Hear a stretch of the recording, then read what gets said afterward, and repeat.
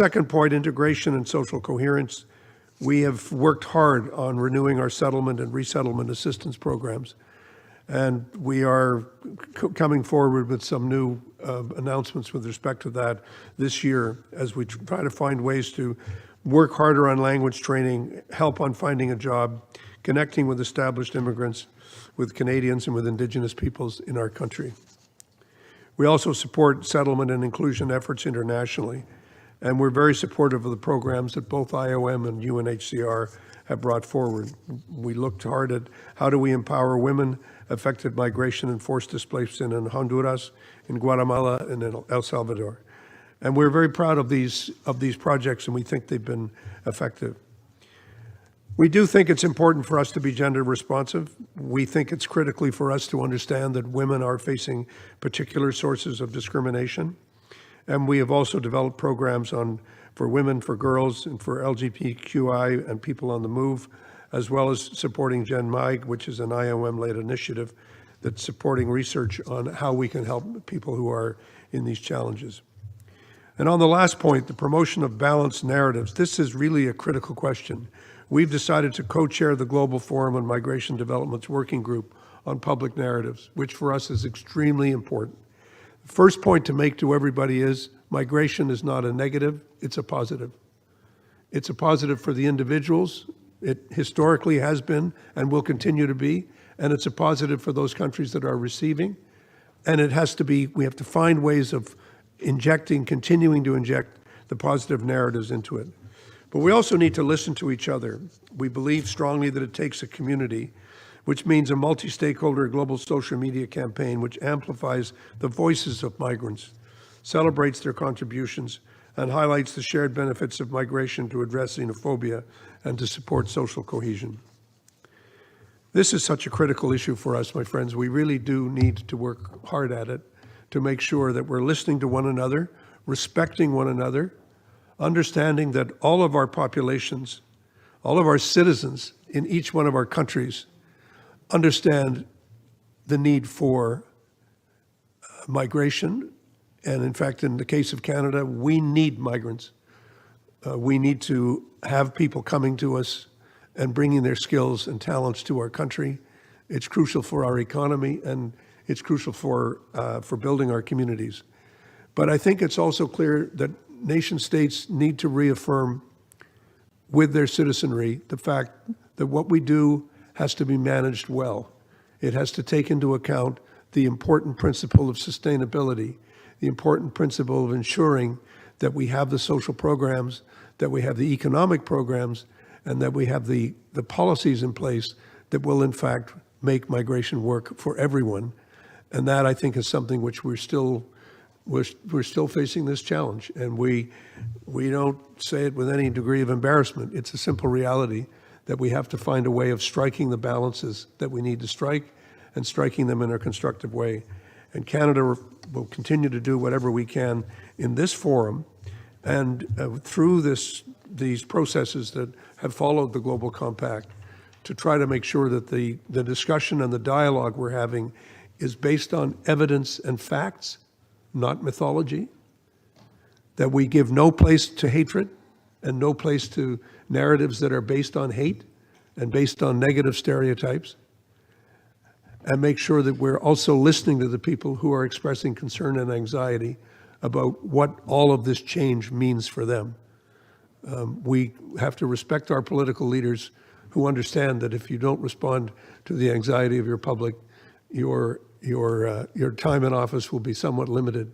I speak as somebody who was here because my time in office was limited, so I know what that's like, and I know the importance of listening in that context. And I thank you very much for the opportunity to speak. Thank you. I thank the distinguished representative of Canada. I now give the floor to the distinguished representative of Jordan. President, Excellencies, colleagues, allow me to extend our gratitude to the Secretary General for the comprehensive report presented and to the President for convening this meeting. Jordan appreciates the positive mentions of its contributions in addressing different challenges and upholding human rights principles. The recognition of our efforts underscores our nation's commitment to international cooperation, despite the significant economic and social burdens we bear as a host country of refugees.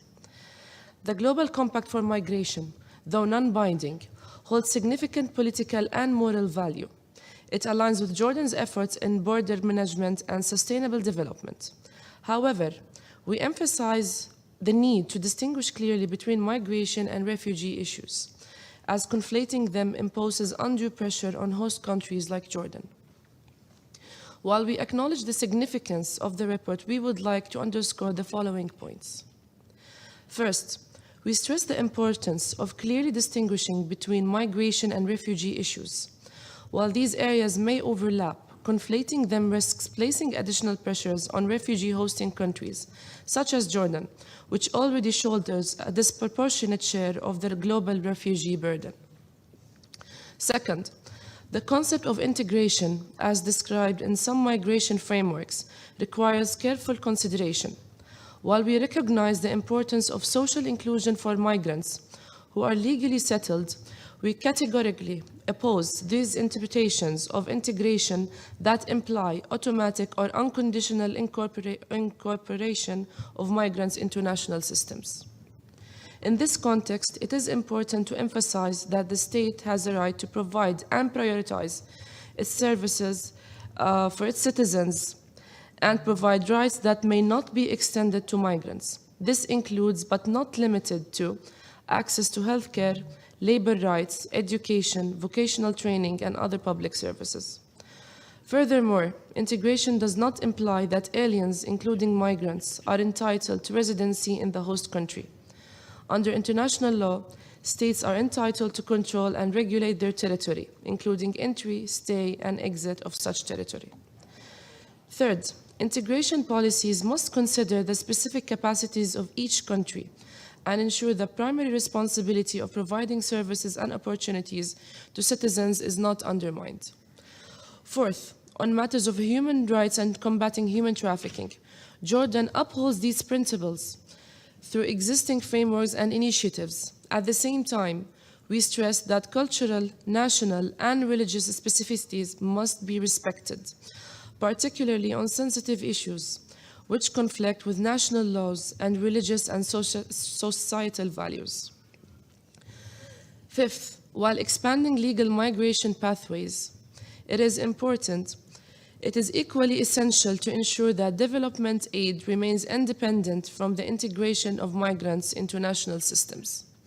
Mr. President, Jordan takes pride in its achievement in providing essential services to refugees through different national health and education initiatives, as efforts exemplify our commitment to ensuring that basic human needs are met, irrespective of nationality. To conclude, Jordan reaffirms its commitment to international cooperation and multilateralism. In addressing emerging challenges, we believe that dialogue, collaboration, and balanced approaches are essential to advancing the principles of the GCM, and achieving sustainable solutions that respect the rights and needs of all stakeholders. I thank you.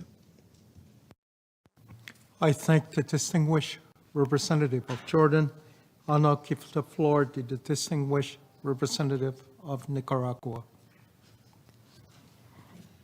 Señor Presidente, President, Nicaragua believes this meeting is very timely, as it allows us to share and hear about progress and challenges in the implementation of the Global Compact for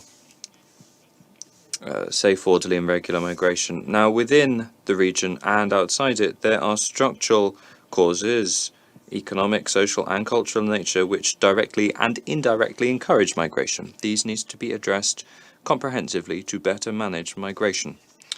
Among the causes which lead to migration brought about by the unjust current neoliberal model, which encourages inequality within and between countries, as well as exclusion, inequality, social injustice, unemployment, extreme poverty, discrimination, and generalized violence against women, as well as the effects of climate change and natural disasters, on lawful unilateral coercive measures, organized crime, armed conflicts, and many other factors, all have a detrimental impact on the development of developing countries.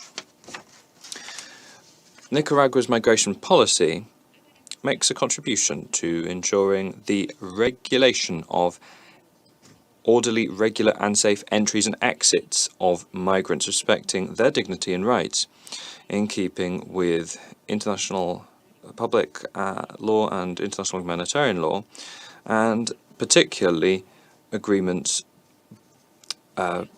agreed upon in the context of the Central American regional integration efforts. Nicaragua recognizes that its resident population abroad is highly exposed to abuse. It suffers from xenophobia and obstacles when accessing education, justice, and employment, particularly in those countries of destination which have adopted policies which discriminate against migrants. And therefore, our country values the strength of its migrant communities who, despite facing challenging situations, have shown themselves able to overcome discrimination and exclusion, contributing to the development of the countries of destination and, by extension, the achievement of the 2030 Agenda. President, on the 28th of November, the National Assembly of the Republic of Nicaragua approved a reform to the Law 761, the General Law on Migration and Foreigners of Nicaragua, as well as an addition to Law 641 of the Penal Code, the goal of which was to modernize and update this legal framework, adapting it to current realities and needs. Now, that reform will strengthen border controls, combating crimes such as organized crime, illegal migrant smuggling, trafficking in persons, exploitative labor practices, terrorism, and others. Furthermore, in Nicaragua, in Article 8 of the General Law on Health, we promote the equitable and free treatment of the vulnerable population, defined as those persons who do not have sufficient resources to meet the minimum needs for human development, ensuring them access to free, universal public health services for all persons on our national territory. President, the government of Nicaragua reaffirms its commitment to continuing to work to protect migrants through the agile, orderly, and safe management of entrances and exits for national citizens and those of other nationalities, thereby contributing to the achievement of the Sustainable Development Goals and the fulfillment of the GCM, prioritizing the human being and humanity above all. Thank you. I thank the distinguished representative of Nicaragua. I now give the floor to the distinguished representative of Bangladesh. Mr. President, thank you for the opportunity to speak. Great to see Director General IOM, who has been a lifelong champion for promoting safe and orderly migration. Bangladesh welcomes the Secretary General's biennial report on the Global Compact on Migration and appreciates its comprehensive focus on challenges and opportunities in advancing safe, orderly, and regular migration. As you all know, Bangladesh spearheaded a development, negotiation, and adoption of Global Compact for safe, orderly, and regular migration. Human mobility, we believe, lies at the heart of global transformations today.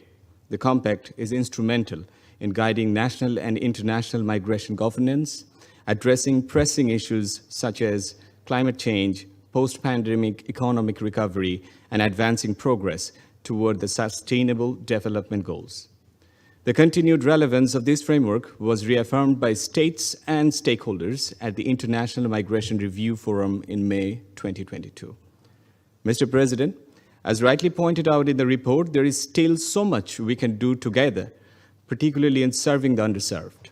The rural communities, particularly in climate vulnerable regions, require urgent attention. As for example, Bangladesh faced 18 disasters in the last 15 months. This monsoon alone, over 5 million people endured unprecedented flooding, while 1/5 of the coastal area faces the threat of submergence from rising sea levels. By 2050, South Asia may see 40 million climate migrants, 1/3 from Bangladesh. These numbers reflect not just statistics, but lives, livelihoods, and futures in jeopardy. We stress the importance of initiatives fostering sustainable rural livelihoods and resilience to mitigate migration pressures triggered by climate change. Mr. President, we commend the South Asian Qualification Referencing Framework and the EU's talent partnership, including those with Bangladesh, for facilitating skill recognition, enhancing mobility, and aligning skills with needs among partner countries. We emphasize the need for robust skills planning, vocational training, and a people-centered approach benefiting both origin and destination countries.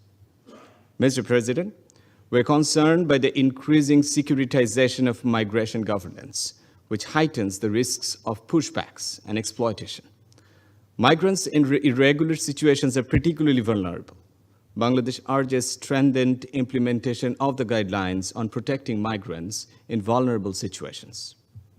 Mr. President, Bangladesh stresses the importance of safe, dignified, and rights-based return and reintegration measures that consider intersecting vulnerabilities such as age, gender, and rural contexts. As host to nearly more than 1 million Rohingyas displaced from Myanmar, Bangladesh urges the international community and IOM to engage effectively with Myanmar for their safe and dignified repatriation, ensuring regional stability. Finally, eliminating recruitment costs is essential for ensuring fair and ethical recruitment. Bangladesh has revised its Overseas Employment and Migration Acts to regulate recruitment agents and eliminate unfair practices. We also advocate for reducing remittance transfer costs to the SDG target of 3%, enhancing financial inclusion, and providing tailored services for migrants and their families. Mr. Presidents and distinguished gathering, the Compact represents our shared commitment to humane and right-based migration governance. Bangladesh remains steadfast in its implementation and urges collective action to tackle these pressing challenges. Together, we must strive to make migration a dignified choice, not a necessity. I thank you all. I thank the distinguished representative of Bangladesh. I now give the floor to the distinguished representative of Guatemala. Señor Presidente, President, Guatemala thanks the Secretary General, the International the IOM and the UN Migration Network for their committed work to develop this report, which highlights the importance of migration as a key factor for the economic, social, and cultural development of our societies. Persons who take the decision to migrate for various reasons run the risk that an assault may be launched on their security and rights. And even if they avoid to be the victims of crimes such as illicit trafficking in migrants or other persons, one of the challenges that continues is ensuring that there's a comprehensive approach and coordinated action by states to guarantee their protection. We recognize the importance of the GCM on safe, orderly, and regular migration. This is the key framework we have to address migration challenges at international level. This year, Guatemala reached a milestone with the approval of a national migration policy based on the principles of the pact and therefore strengthening effective migration governance. Our commitment has also been borne out by the leadership shown by the fact that we hosted the third ministerial meeting of the Los Angeles Declaration on Migration and Protection, as well as in our active participation in the regional meetings of regional processes. We urge the IOM and the network to continue supporting member states in the implementation of the Global Compact, particularly as we approach the second regional review, which will take place in Chile next year. We also welcome the development of indicators to assess progress in implementation, and we request that joint work continue to be done to adapt them to national needs and align them with the Sustainable Development Goals. Finally, we reiterate our gratitude to IOM and the network for their invaluable work and commitment to strengthen international cooperation in the field of migration. Thank you. I thank the distinguished representative of Guatemala. I now give the floor to the distinguished representative of the Bolivarian Republic of Venezuela. Muchas gracias, señor presidente. Thank you very much, President. We welcome the convening of this meeting, first and foremost, to address a theme of particular relevance, given the dangers arising out of isolationist trends which seek to criminalize migration across the world and to launch an assault on the dignity and rights of migrants. The Bolivarian Republic of Venezuela champions the human right to migration as it is conceived in the Universal Declaration on Human Rights. Our country further recognizes the social and economic contribution of migration as well as its fundamental role in development.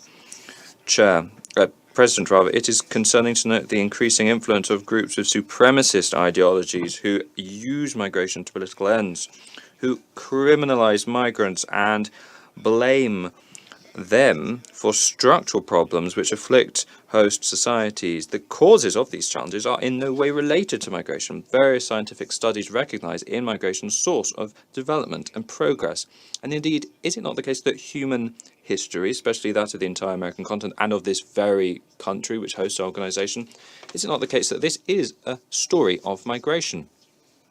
Furthermore, the securitization of migration attacks human dignity and international law, and it only favors criminal mafias and transnational organized crime gangs who exploit migrants as an illegal source of revenue. We highlight that only a human rights perspective with dialogue and cooperation among equals will allow us to successfully address all of these matters related to migration. President, mass migration movements, sometimes atypical movements, are chiefly engendered by an unjust and unequal economic system designed to benefit the few to the detriment of the great majority. Another structural cause of migration flows resides in interventionism and political destabilization endeavors which seek to bring about new policies of colonialism, ensuring that there is domination of independent sovereign nations, using psychological wars and information operations disguised as humanitarianism, which encourage migration. All of this leads to a boomerang effect, whose root causes seek to mean that countries of origin are viewed through a cynical lens. The clearest expression of this interventionism is the increasing imposition of unilateral coercive measures which cause pain and suffering for entire peoples whose rights are violated. These so-called sanctions are designed to destroy the capacity of states affected by them, and they are a push factor for migration, especially for economic reasons, drawing on the desire for prosperity inherent in every human being. The response to this reality cannot be punitive. It is shameful and immoral. Promoting xenophobia, aporophobia, and persecution of migrants reflects a stance which is far from ethical and humane principles and doesn't help to resolve the situations created along the migration process. The forced deportation of migrants, furthermore, violates various norms and principles of international law, especially when it occurs in a generalized arbitrary fashion. It's therefore vital that responsible members of the international community raise their voices to reject not only the enactment of UCMs to destroy entire states and societies, but also to speak out against the supremacist vision of certain governments who wield mass deportations as a political weapon to address migration. Now, we need, given actions which are on the immediate horizon, that the UN system provide its capacity and uses its good offices to support national initiatives such as the Return to the Homeland initiative, brought about by the Bolivarian Republic of Venezuela since 2018, geared towards providing assistance to migrants who voluntarily wish to return to their countries of origin. It's our duty to guarantee the human rights of Venezuelan nationals who were compelled to abandon the country due to the adverse impacts of the more than 947 UCMs applied against our country over the last 10 years, especially in the light of the threat of expulsions, collective expulsions, which have been announced by supremacist and neo-colonial governments. President, the International Convention on the Protection of the Rights of All Migrant Workers and Their Family Members and the GCM are tailor-made frameworks to address this from a multilateral perspective, taking into account human rights and development, where all relevant stakeholders, countries of origin, transit and destination and return, can reach agreements to benefit everyone, especially to benefit the dignity of migrants and their family members. Finally, the Bolivarian Republic of Venezuela reaffirms its staunch condemnation of all crimes against migrants, including trafficking, slavery, discrimination, xenophobia, and racism. We reaffirm our full readiness to actively work towards safe, orderly, and regular migration on the basis of mutual cooperation and the principles of respect and the equal sovereignty of all states. Thank you very much, President. I thank the distinguished representative of the Bolivarian Republic of Venezuela. I now give the floor to the distinguished representative of Burundi. Monsieur le Président, Mr. President, ladies and gentlemen, I would like to thank you for having organized this meeting on the implementation of the Global Compact on Safe, Orderly, and Regular Migration, which is a crucial instrument for us to meet global migration challenges. This pact is a representation of a collective engagement to improve international migration governance and to ensure that it is beneficial to both the migrants and the host societies. Since the adoption of Resolution 76/266, we have made strides forward, but there are still many challenges remaining. The commitment of each country to implement the pact is essential if we want to make sure that migration is humane and dignified. And in this regard, we welcome the efforts undertaken nationally to build capacity to develop policies, and also bilateral or multilateral, the efforts made to enhance national policies, to develop migration policies, make sure they are inclusive, that the rights of migrants are protected, in particular when they are very vulnerable. And I would like to make several comments having to do with the effective management of migration. First of all, it is imperative to strengthen international and regional cooperation if we want to make sure that there is effective management of migration. Migration is not an isolated phenomenon which exists in a given country or a given region. Rather, it is a global challenge which requires a coordinated response. And that is why the international community has to continue promoting cooperation among states, international organizations, and civil society actors, so as to make sure that we have integrated migration policies which are adopted to local realities whilst upholding our international commitments. Second point, the protection of migrants is an absolute priority. Migrants, in particular those who are vulnerable, have to be protected against exploitation, violence, and various kinds of discrimination. The mechanisms of their protection have to be strengthened at all levels, nationally, regionally, and internationally. Third point, it is essential to have a comprehensive approach here, which brings together humanitarian action, sustainable development, and diplomacy, so that we can go after the root causes of migration, and they are poverty, conflicts, climate change, and inequalities. And this way, we can provide viable alternatives to those who otherwise feel compelled to migrate.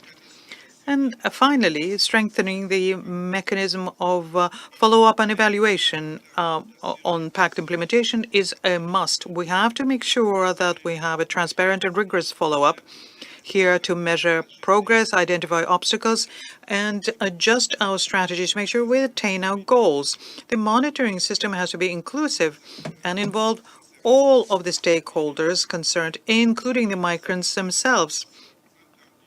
This way, we'll make sure that their voice is heard in decision-making processes. In conclusion, for us in Burundi, the implementation of the Global Compact for a Safe, Orderly, and Regular Migration is a moral and strategic imperative for all member states. We still have a long road in front of us, but by strengthening cooperation, protecting the rights of migrants, and going after the root causes of migration, we can build a safer, more equitable, and more humane future for all of us. I thank you. I thank the distinguished representative of Burundi. I now give the floor to the distinguished representative of the plurinational state of Bolivia. Muchas gracias. Thank you very much, President. First of all, allow me to express our gratitude to the President for convening this informal meeting, which provides us with the opportunity to reflect on our progress and challenges in implementing the Global Compact on Safe, Orderly and Regular Migration. Let me also welcome the presentation of the report of the DG of the International Organization for Migration and the statements from the other panelists that we had the opportunity to hear today. Bolivia believes that migration is and should be understood as a fundamental right. All states are duty-bound morally and legally to guarantee the security and protection of all migrant persons and their family members, irrespective of their migration status, avoiding any possibility of their criminalization. It cannot be denied that migration is often stigmatized by certain countries, especially in the developed world. This historically disregards the fact that they've made a major contribution to the development of those same nations. Nevertheless, this contribution continues to be underestimated and very often disregarded or ignored. According to the data of specialized agencies, 280 million people migrate per year, a major figure which highlights the global scale of this phenomenon. Nevertheless, it is more alarming that many of these people are seeking better opportunities. Bolivia notes with concern that despite the framework established by the GCM, its implementation is facing major shortfalls. Migrants continue to face extreme dangers, very often because of reasons outside of their control, and they are victims of anti-migration policies, which have led to violence, exclusion, and, regrettably, hate crimes. Given this state of affairs, we call upon states to step up their commitments to the provisions of the GCM and to work jointly to ensure safe, responsible migration rooted in solidarity. It's vital that we turn our words into concrete actions, providing effective protection to the millions of persons who are compelled to migrate every year. Also, we would stress that to prevent irregular migration, it is vital that developed countries abide by their commitments in the field of development and climate financing. Structural issues such as poverty, climate change, and conflicts are all push factors for migration, which we must attack at the root. Bolivia hopes that in the short term we can reach more objective and effective agreements to genuinely protect the many migrants across our world, ensuring that they can be treated with dignity, security, and fairly. President, colleagues, Bolivia reaffirms its commitment to the Global Compact and would recall that migrants aren't figures. They're people with dreams, hopes, and rights, and we must respect and protect them. Thank you. I thank the distinguished representative of the plurinational state of Bolivia.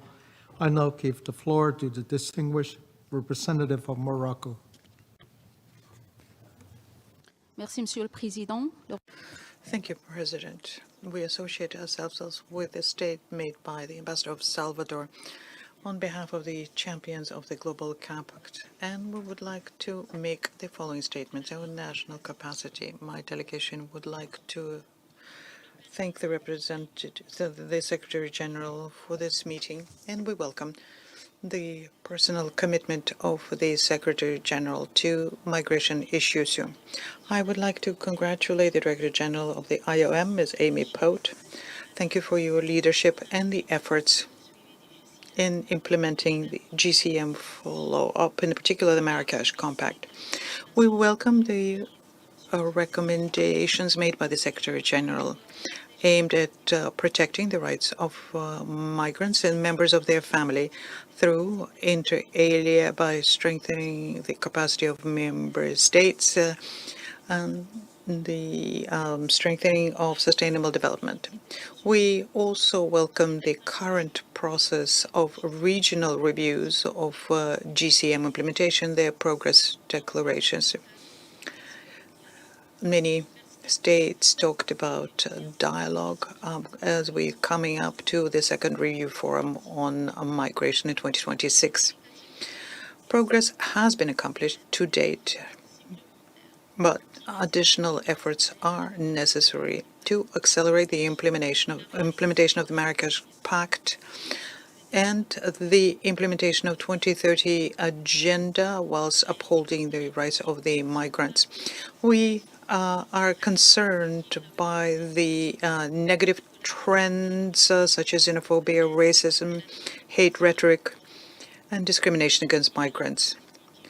And of course, there is the impact of the pandemic and climate on the safety and security of migrants and their families.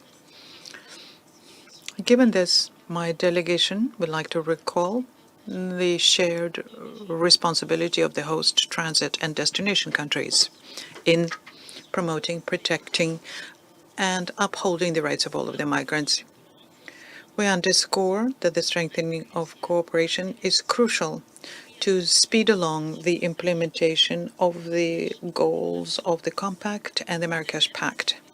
Similarly, strengthening the funding mechanisms is a prerequisite to ensure that we have a safe, orderly, and regular migration.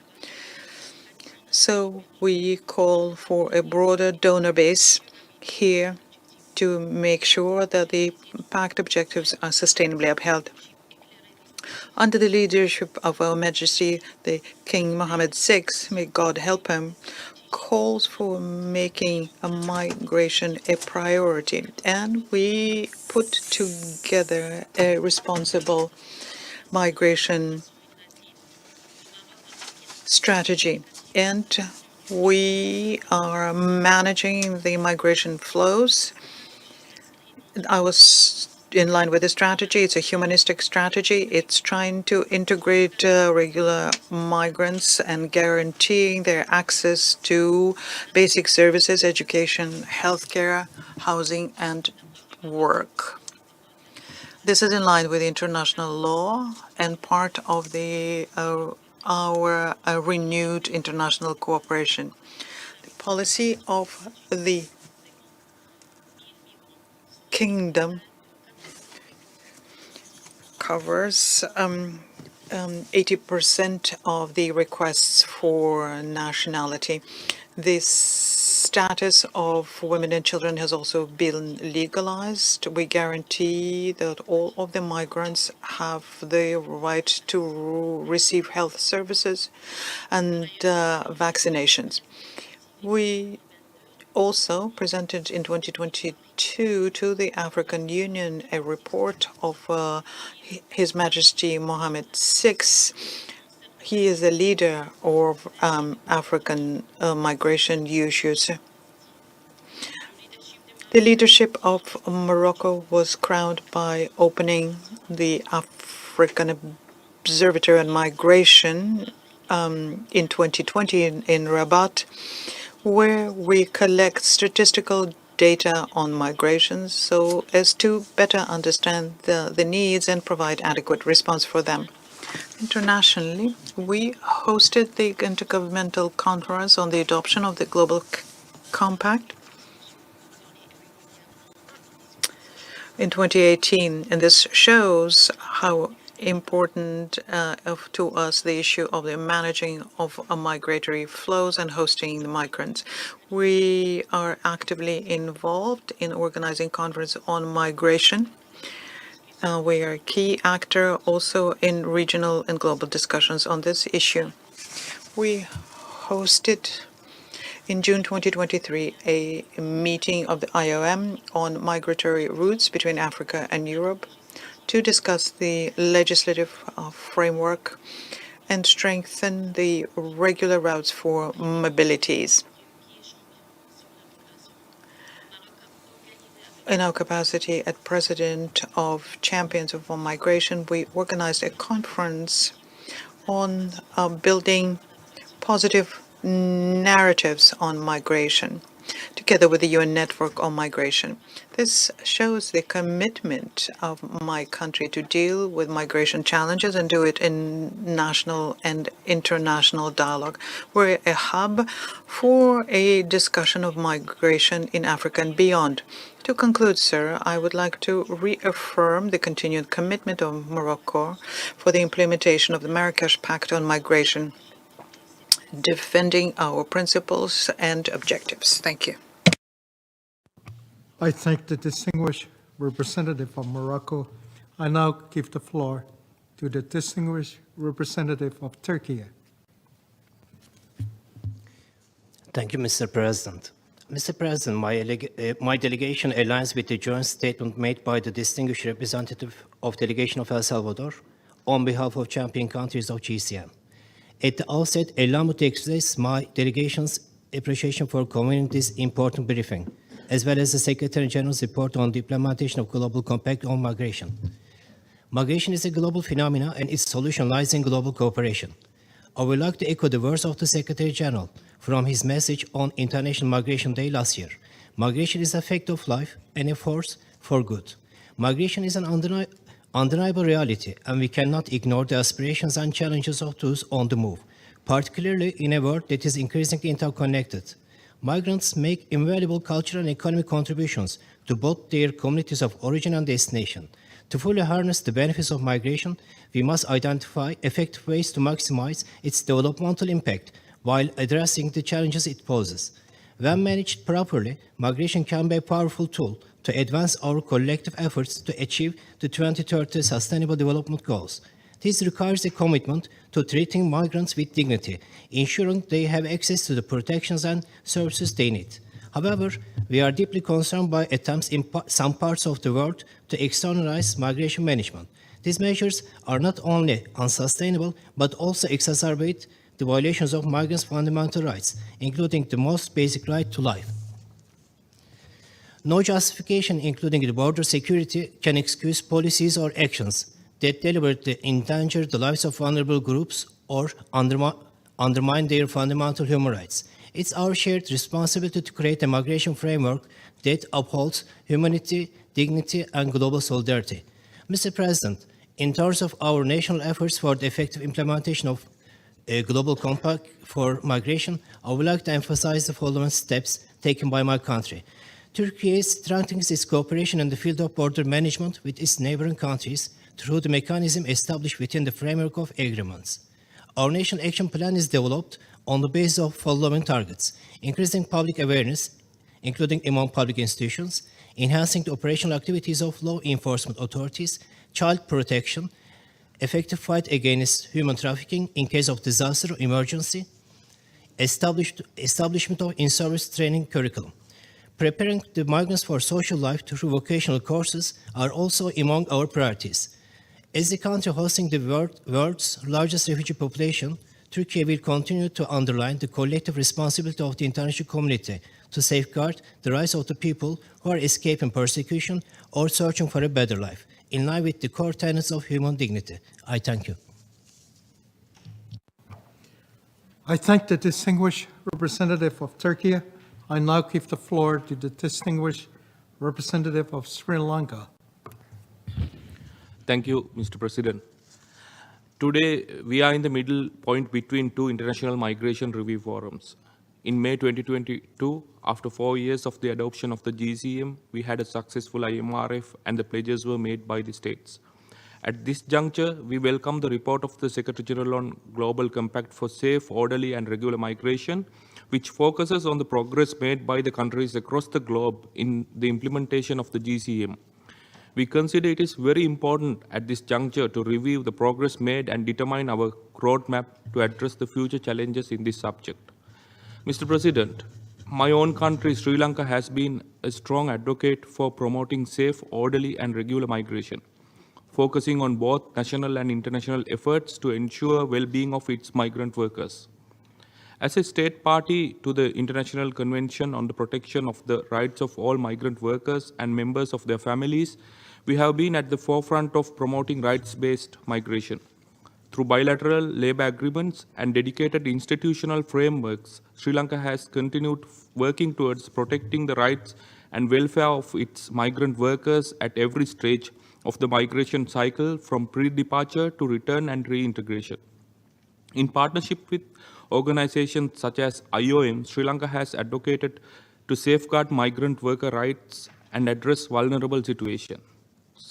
Mr. President, we are pleased to inform that Sri Lanka is interested in becoming a GCM champion country, reinforcing our commitment to advance the GCM agenda on facilitating safe, orderly, and regular migration.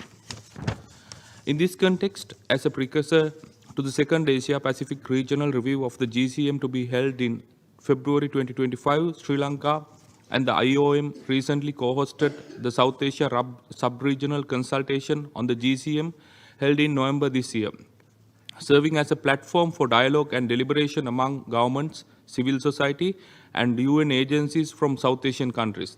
The event reflected Sri Lanka's commitment to the GCM and to promoting safe, orderly, and regular migration. The consultation that covered 3 thematic areas most relevant to the South Asia region: 1, labor migration; 2, counter-trafficking; and 3, climate-induced displacement, will be reported in an outcome document at the upcoming regional review in Bangkok.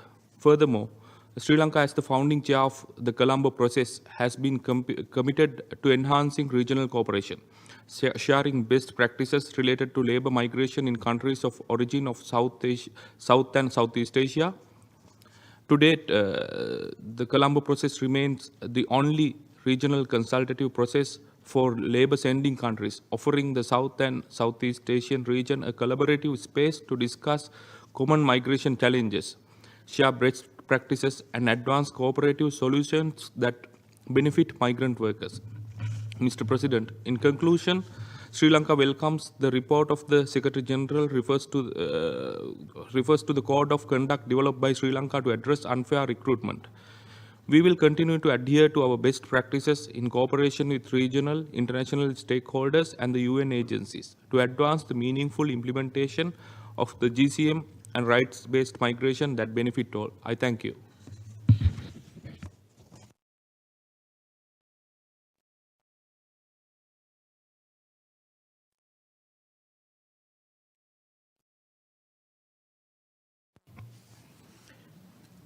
Before giving the floor to the next speaker, may I remind delegations of the time limit of 3 minutes. We have a long list of speakers that will need to spill over to the afternoon. I thank the distinguished representative of Sri Lanka. I now give the floor to the distinguished representative of Chile. Muchas gracias.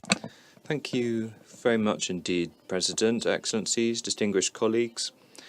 I'd like to start by expressing my thanks to the IOM and the Secretary General for this report, and the General Assembly as well, and its President. In Chile, we have seen how migration has transformed our society, promoting cultural diversity and creating opportunities in our economy.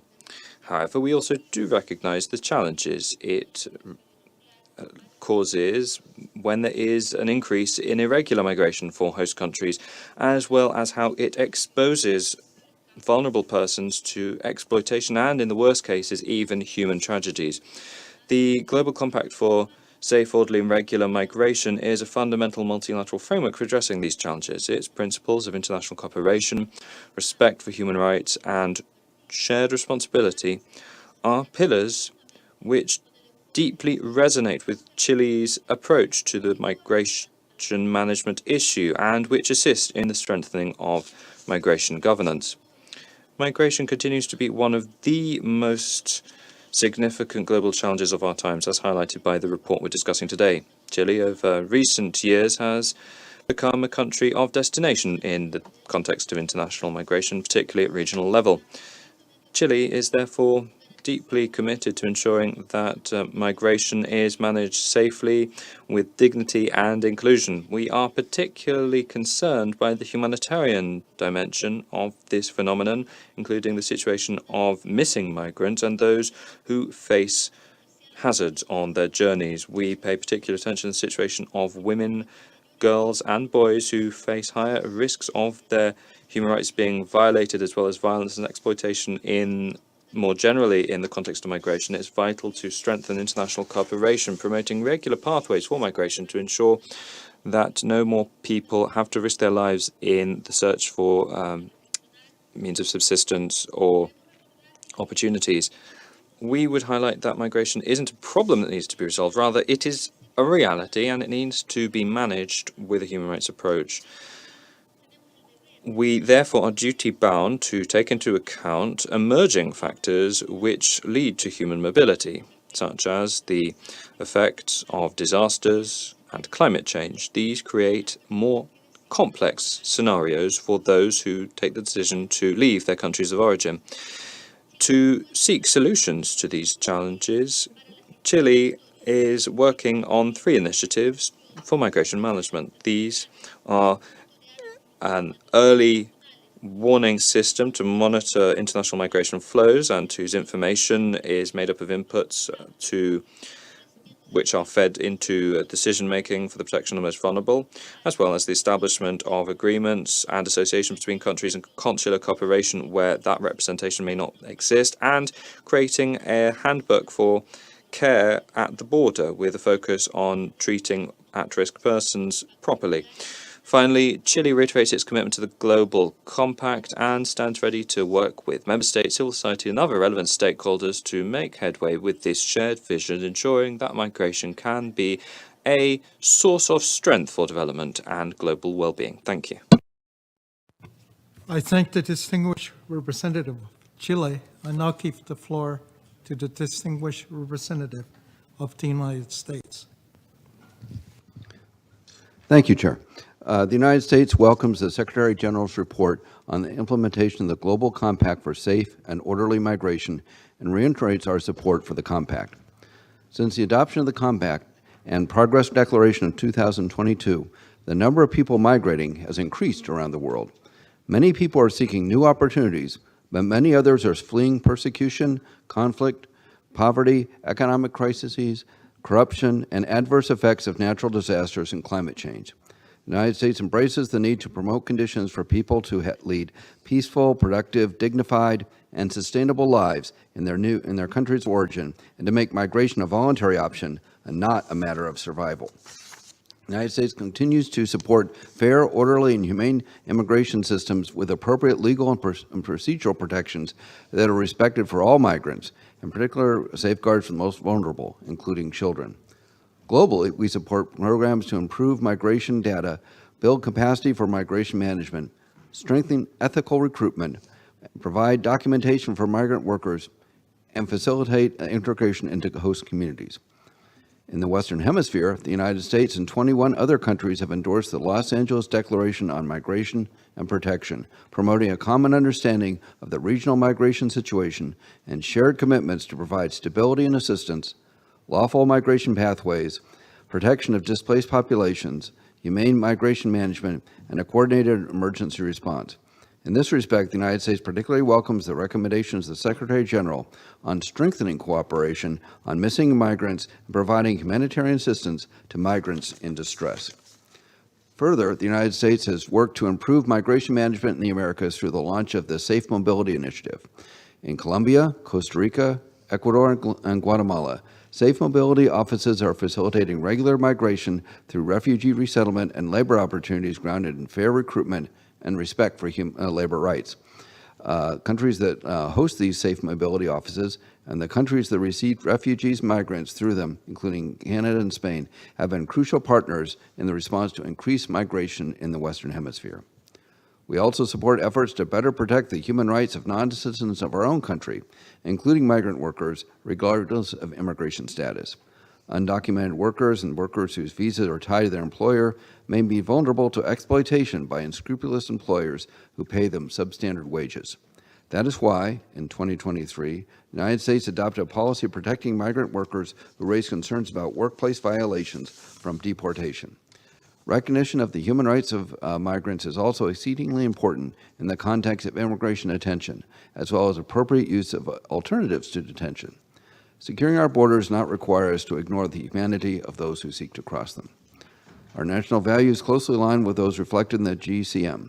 In keeping with our proud history as a nation of immigrants, the United States will continue to seek to achieve its many objectives within the structure of the U.S. Constitution, domestic laws, and our international obligations, and we encourage other member states to strive to meet the GCM's objectives as well. Thank you.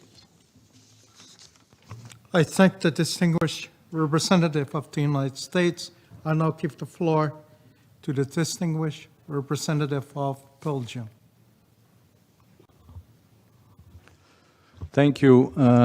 Thank you, Mr. President. Excellencies, Belgium has a long-standing commitment to multilateralism and to international cooperation to address global challenges such as migration. Belgium's policies are based on the idea that well-managed migration can be a lever for economic growth, innovation, and sustainable development, while unplanned and poorly managed migration can increase migrants' vulnerability and create difficulties for host communities and governments. Belgium's action plan focuses on 6 objectives of the GCM, namely objectives 1, 6, 9, 10, 21, and 23. Allow me to focus on some recent actions implemented by Belgium in relation to those objectives. Regarding objectives 9 and 10, various measures were taken to address potential risks of exploitation or trafficking in human beings after a sudden influx of displaced persons caused by the war in Ukraine. Those included brochures directed to children and first-line caretakers of children to raise awareness, and a multilingual prevention campaign in social media and train stations to inform potential victims. Regarding objectives 5 and 6, Belgium and its regions pay particular attention to fighting labor migration abuses and facilitating fair and ethical recruitment and decent work standards. Furthermore, Belgium implements various labor and skills mobility schemes, such as circular and short-term mobility of skilled workers and entrepreneurs to Belgium. This includes pre-departure cultural orientation of legal migration candidates and collaboration with various partners. The purpose of this orientation is to pass relevant information to migrants before their departure and to help them better manage their expectations. Finally, regarding Objective 21, Belgium favors a voluntary return as the most compassionate and cost-efficient option, but forced return is sometimes necessary as a last resort measure. Belgium strives to ensure that the voluntary and forced return of migrants happens in a safe and dignified way, encompassing a long-term perspective of sustainable reintegration. Belgium prioritizes clear communications with migrants about their prospects and support available in their country of origin. Initiatives of the migration services include the active counseling of migrants, information packages, mobile teams, and specialized desks in various Belgian cities.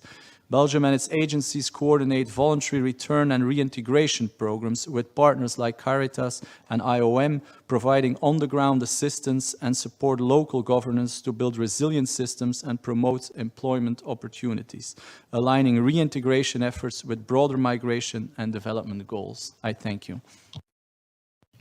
I thank the distinguished representative of Belgium. I now give the floor to the distinguished representative of Brazil. Thank you. Thank you, Mr. Chair, Madam Director General. Brazil greatly appreciates the opportunity of taking part in this meeting to discuss the biennial Secretary General report on the implementation of the GCM mandated by the Progress Declaration of the 2022 International Migration Review Forum. As you know, Brazil participated only as an observer at the IMRF. At present, we are proud to be an active participant of the discussions on the implementation of the GCM. Our return to the pact after a 4-year hiatus was one of the first directives of President Lula in foreign policy back in January 2023. Due to its withdrawal from the pact between 2019 and 2023, Brazil was absent from consultations on implementation of the pact. The country did not submit a national report nor participate in the first round of regional reviews. Nevertheless, Brazilian legislation and practices are largely aligned with the recommendations of the GCM. Ensuring respect for the human rights of all migrants, regardless of their migration status, and rejecting policies that place migrants in more vulnerable situations are Brazilian priorities. The migration law, law number 13445 of 2017, reinforces these priorities. It is based on principles of non-criminalization of migration, protection of human rights for all migrants, and promotion of migration regularization. The legislation grants migrants on national territory the same treatment Brazil expects for its citizens migrating to other countries. From this perspective, all individuals on Brazilian territory, regardless of their migration status, have access to public health, social assistance, and social security services. These rights are considered universal and constitutionally protected. The right to education is also guaranteed. Resolution number 1 of the National Chamber of the National Education Council addresses the right of migrant, refugees, stateless, and asylum-seeking children and adolescents to enroll in the Brazilian public education system. Since 2019, through Operação Acolhida, Operation Welcome, Brazil has received thousands of Venezuelans in vulnerable situations, promoting the interiorization, that is, the resettlement of these individuals across various regions of the country, and providing support in health, housing, and employment. Currently, Brazil hosts over 600,000 Venezuelans, including migrants, refugees, and asylum seekers, about 140,000 of whom have been resettled in more than 1,000 municipalities across all Brazilian states. Led by the federal government, the operation involves various partner organizations, such as the UNHCR, IOM, and UNICEF, along with civil society organizations. Brazil also maintains a policy of granting humanitarian visas for populations in vulnerable situations due to humanitarian crises, natural disasters, and armed conflicts. Currently, humanitarian visas are granted to nationals of Afghanistan, Haiti, Syria, and Ukraine. Brazil is on the verge of publishing the new National Policy on Migration, Refugee, and Statelessness, a decision aligned with the expectation expressed in paragraph 69 of the Progress Declaration of the IMRF, encouraging countries to integrate migration into national development plans, involving all levels of government and relevant civil society actors. Coming back to the discussion at hand today, the SG report rightly highlights a worrying trend of criminalizing migration and intensifying border controls with risks of human rights violations for migrants. Amid growing xenophobia and anti-immigration movements worldwide, redoubled efforts are needed to promote the full implementation of the political commitments established by the GCM, translating them into concrete actions for the benefit of all migrants and the communities hosting them, whether in countries of origin, transit, or destination, in line with the principle of shared responsibilities. From a Brazilian perspective, an appropriate sharing of responsibilities should include effective support for developing countries and expanding complementary admission pathways. This involves creating regular admission channels for migrants and regularizing undocumented individuals. Thus, the tendency to treat migration strictly from a security perspective, especially given the humanitarian character underpinning Brazil's migration policy, should be avoided. The document's mention of the need for complementarity with the Global Compact for Refugees is also positive and aligns with Brazil's legislation. Regionally, considering that Latin America is one of the main areas of mixed flows, the issue is particularly relevant. It is important to acknowledge that, on the one hand, migration and refuge constitute distinct legal regimes whose particularities must be respected. But, on the other hand, the human rights of all these individuals, migrants and refugees, must be equally protected and ensured. Lastly, Brazil wants to register the challenges in financing for host countries, especially in the Global South, which can be an element to be further explored in future discussions on the implementation of the Global Compact. Thank you. I thank the distinguished representative of Brazil. I now give the floor to the distinguished representative of Albania. Thank you, Mr. President. Allow me to start by expressing our appreciation for the presentation of the report of the General Secretary, and as well as for contributions that have been presented today by Director General and representative of you. Very important discussions. The Compact remains a valuable guidance to our national and collective approaches to migration governance. Yet and again, we need to emphasize the importance of cooperative approaches to meeting the challenges and harnessing the opportunities of migration. As we have committed with the Pact of the Future, it is important to strengthen international partnership and global cooperation for safe, orderly, and regular migration to comprehensively address the drivers of irregular migration and ensure the safety, dignity, and human rights of all migrants, regardless of their migration status. At the national level, Albania has adopted in May this year, with the valuable support of IMO, the National Migration Strategy 2024-2030 and its action plan, which are the cornerstones for migration management in our country. These documents align fully with the Global Compact on Migration and the 2030 Agenda for Sustainable Development. And these documents have also, in this process, have fostered a robust dialogue between the relevant ministries and local governments to address the challenges and opportunities arising from migration. The implementation of the strategy also focuses on finalizing labor migration agreements, both with the countries of destination of Albanian citizens and with the countries of origin of foreign migrants entering Albania. These agreements are essential to create opportunities and safe conditions for regular migration and to promote decent migration, which supports workers' rights and enables sustainable development. Another key element of our strategy is the improvement of our legislation to facilitate foreigners' access to the labor market and the digitalization of migrant services, creating a sustainable system that promotes safe and legal pathways for migratory movements. At regional level, also the Albanian government is closely cooperating with the European Union on the implementation of the Western Balkans Action Plan, which aims to strengthen mechanism for border management, return policy, and the prevention of irregular migration. Moreover, in the spirit of the regional cooperation, we have achieved concrete results for our citizens and migrants by improving the regional framework for promoting free movement and regular migration through engagement in the Berlin Process Initiative, as well as through the Migration, Asylum, and Refugees Regional Initiative, which Albania currently holds the leadership during this year. Cooperation with international organizations and civil society remains essential in our commitment in promoting regular migration and integration policies, including the contribution of the Albanian diaspora in the vital process of Albania's accession to the European Union and achieving the SDG goals. I thank you. I thank the distinguished representative of Albania. I now give the floor to the distinguished representative of Greece. Thank you, Mr. President, Excellencies. I would like to first thank the briefers for their very interesting remarks and the Secretary General for his biennial report on the implementation of the Global Compact on Migration. Greece has welcomed the GCM as a cooperative framework covering all dimensions of international migration and has taken into consideration the GCM guiding principles in its policy making, taking also on board many of the recommendations presented in the IMRF Progress Declaration of 2022.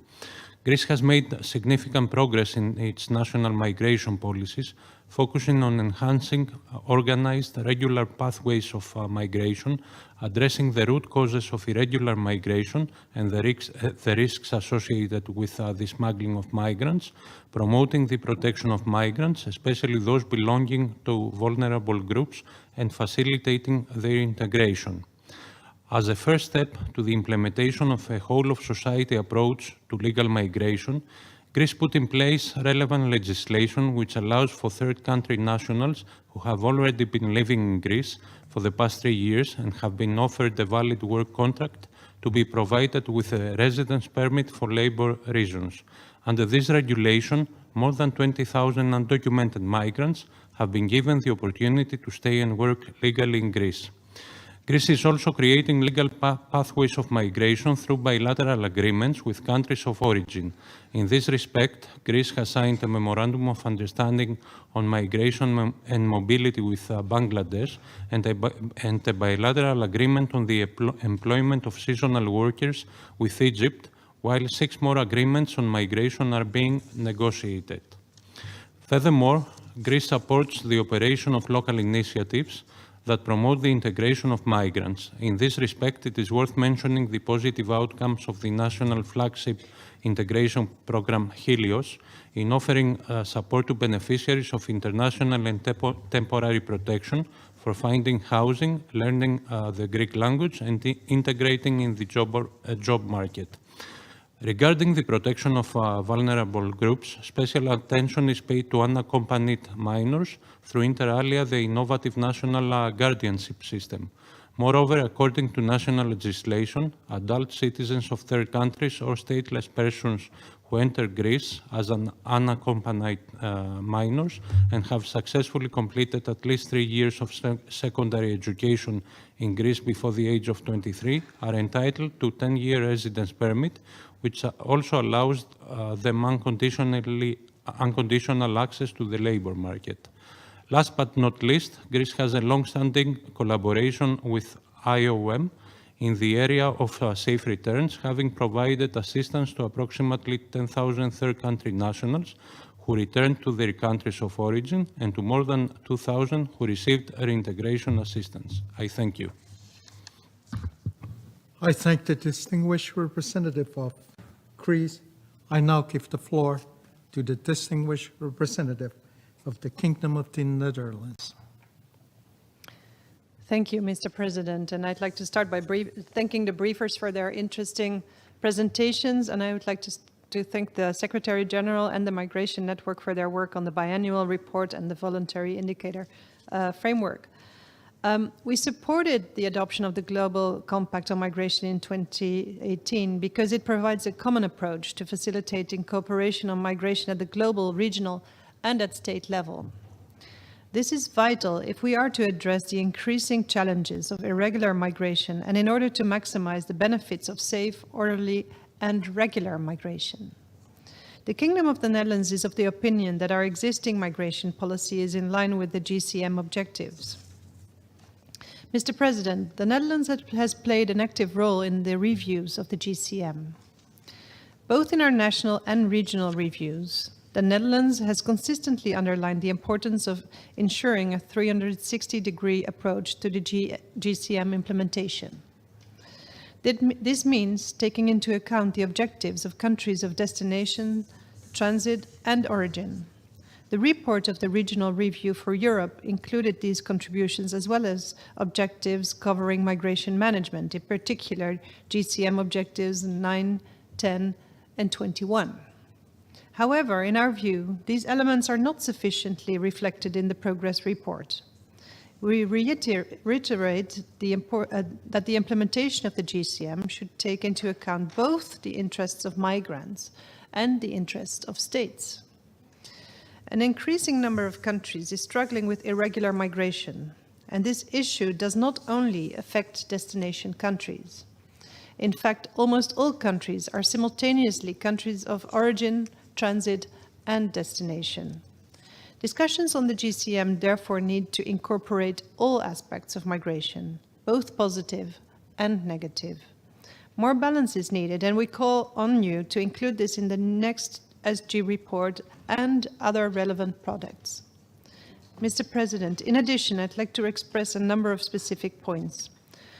First, expanding regular pathways cannot be the main approach to reducing irregular migration or alleviating pressure on asylum systems. Instead, regular pathways are one of many components of a comprehensive approach to migration management that also include the dismantling of migrant smuggling and trafficking networks, tackling root causes, and strengthening border management. Second, upholding the distinction between regular and irregular migratory status is crucial, particularly in the context of employment and social protection. Third, we do not see regularization as a solution for those who don't fulfill the conditions to stay. Rather, the return of nationals, including the international common rule of readmission, requires more attention within the GCM process.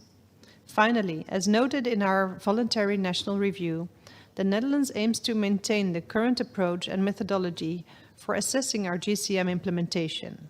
We have done so consistently in our reviews since 2020. In concluding, we encourage a more balanced narrative and reporting on the GCM implementation going forward. This is important in building towards a well-functioning global migration system. Thank you very much. I thank the distinguished representative of the Kingdom of the Netherlands. I now give the floor to the distinguished representative of the Philippines. Thank you, Mr. President. The Philippines is grateful to the distinguished briefers, and we wish to convey our support to the work of the IOM and the Migration Network. We align ourselves with the statement delivered by El Salvador on behalf of GCM champions. In our national capacity, we wish to extend our appreciation for the Secretary General's report that presents progress on the implementation of the GCM by member states and the UN system, and provides actionable recommendations on strengthening cooperation to address the issues of missing migrants and migrants in distress. The Philippines actively participated in the GCM process, including the first IMRF, and will continue to advance the migration agenda and migrants' rights. We made a commitment to nationally implement the principles and objectives of the GCM using a whole-of-society approach. A step that we took in this direction is the establishment of the cabinet-level Department of Migrant Workers, which handles policies, programs, and concerns related to migration governance, ethical recruitment and decent work, and reintegration of returning migrants. At the international fora, we will continue to advocate the human rights of migrants regardless of migratory status. We call on all states to develop and support flexible pathways for safe and regular migration that are rights-based and well-governed. Regular migration pathways will greatly contribute to addressing the issue of missing migrants, unfair recruitment, migrant smuggling, and human trafficking. Recalling the guiding principles of the GCM, we reiterate that migration is a positive phenomenon that contributes to sustainable development in countries of origin, transit, and destination. International cooperation is necessary to harness the potentials of migration for development, ensure safe, orderly, and regular migration, and prevent migrant deaths and disappearances. We also wish to recall that the GCM emphasized the human rights of migrants as a cross-cutting principle, and member states committed to eliminate all forms of discrimination against migrants and their families, including in safe access to basic services. Member states also committed to strengthen migrant-inclusive service delivery systems. And while nationals and regular migrants may be entitled to more comprehensive service provision, any differential treatment must be based on law, proportionate, and pursue a legitimate aim in accordance with international human rights law. We welcome the efforts of member states to combat trafficking in persons along migration routes and to support victims and survivors. The Philippines have signed agreements with several partners hosting Filipino migrants in order to curb human trafficking and ensure access to basic services for victims. We call on states to implement the non-punishment principle and prohibit the punishment of victims of human trafficking and forced criminality. We thank the Secretary General for including in the report the issue of climate and human mobility. Climate-induced disasters and loss of livelihoods compel millions of people to migrate. We cannot overemphasize the importance of recognizing the link between climate and migration and mainstreaming the same in relevant policy frameworks. We welcome the decision at COP28 to operationalize the Migration Multi-Partner Trust Fund for responding to loss and damage and include human mobility in its scope. The Philippines will continue to support the Migration Multi-Partner Trust Fund and call on other states to do the same. This fund is the only pooled resource covering migration in all its aspects. The Philippines had the privilege of being one of the first members of the steering committee and can attest that the fund delivers on the ground. Mr. President, the Philippines is a committed partner in all migration matters. We stand ready to work with all stakeholders in implementing the GCM and ensuring safe, orderly, and regular migration. Thank you. I thank the distinguished representative of the Philippines. I now give the floor to the distinguished representative of Ukraine. Thank you, Mr. President.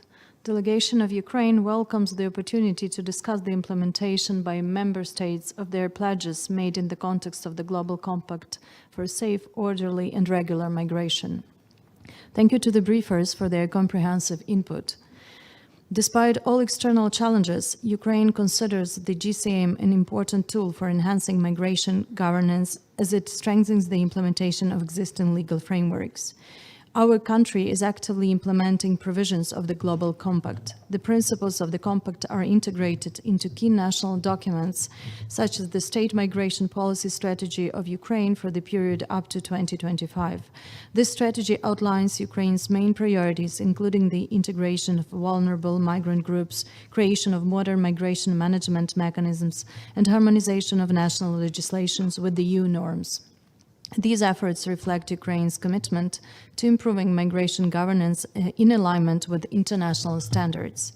The list of guiding principles of the GCM, as outlined in paragraph 15 of the Compact, confirms that it should be viewed as a system of advanced constructive standards for addressing migration issues, which does not create new norms, but rather enhances implementation and compliance with the existing norms established by the core international conventions on migration.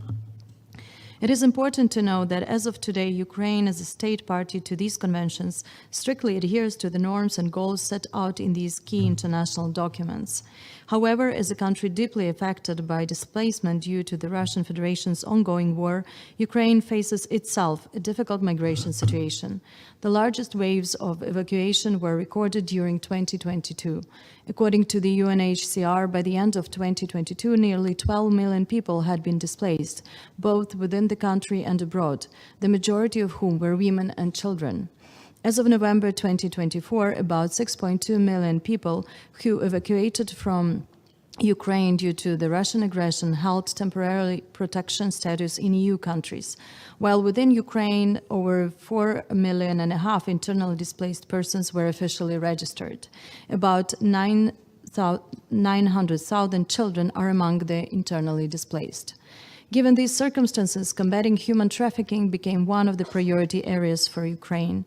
The Ministry of Internal Affairs, together with the OSCE, international partners, and civil society organizations, have developed informational materials for Ukrainian citizens evacuating abroad, providing guidance on avoiding situations related to human trafficking, and offering contact numbers of hotlines in Ukraine and abroad for consultations.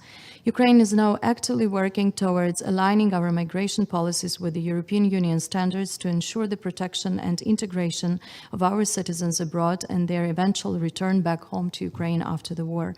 I would like to take this opportunity to express our gratitude to the European Union and all partner countries who acted decisively and quickly in providing temporary protection to displaced Ukrainians. We also commend IOM, UNHCR, and other international partners for their strong humanitarian response, support for socio-economic recovery, and efforts to ensure durable solutions. Ukraine remains committed to promoting effective international cooperation that puts people on the move, their needs and rights at the center, focusing on millions of Ukrainians displaced inside and outside of the country as a result of the armed aggression. I thank you. I thank the distinguished representative of Ukraine. I now give the floor to the distinguished representative of Timor-Leste. Mr. President, thank you for convening this meeting and for giving me the floor. We take note of the comprehensive report of the UN Secretary General and implementation of the Global Compact for safe, orderly, and regular migrations. For Timor-Leste, migration is not a new phenomenon. The country experienced migrations throughout its history, particularly in 1975 and 1999. Today, many Timorese immigrants abroad for studies and employment opportunities. Timor-Leste is both a sender and recipient of migrant workers, and the government of Timor-Leste recognizes the need to have solid policies to protect them both within Timor-Leste and abroad. Timorese migrants, workers, and diaspora communities constitute key players of socio-economic development. In 2021, the remittance inflow to Timor-Leste was $171 million USD, and it's projected to grow in the future. Remittances account for around 8.7% of the total national income of Timor-Leste bringing positive socio-economic development, as well as helping diversify economy and moving away from oil-dependent economy. It is our hope that migrations will continue to contribute positively to development and help meet the goals of the 2030 Agenda for Sustainable Development. Timor-Leste ratifications of the Global Compact of Migrants in December 2018 reflects its commitment to cooperate international and to facilitate a safe, orderly, and regular migrations. In addition, it also serves as opportunities for Timor-Leste to improve the mobility of Timorese citizens, strengthen labor migration efforts in border control, as well as the combat human trafficking and migrant smuggling. Moreover, it established a coordinated approach to address all aspects of international migrations, humanitarian development, human rights-related, and other areas of immigrations. In 2018, the government and the United Nations team in Timor-Leste established a national migrations network to support the government of Timor-Leste in implementing the GCM in other relevant policies. Similar, in July 2021, Timor-Leste government created a national commission to fight human trafficking. With the support of the IOM, the Minister of Interior has implemented the migrations, information, and data analysis systems. Mr. President, despite these efforts, the challenges persist. Timor-Leste's social and economic conditions both facilities and incentivize irregular migrations. The domestic economy experienced a decline during the aftermath of COVID-19 pandemic, which contribute to decline of job opportunities, leading many Timorese to seek work abroad. A great percentage of people lack basic education, skills, and knowledge of rights and laws, which increase their vulnerability to being trafficked and exploited. International cooperation is crucial in combating irregular migrations, as it involves addressing root causes, enhancing border security, and ensuring the protections of migrants' rights.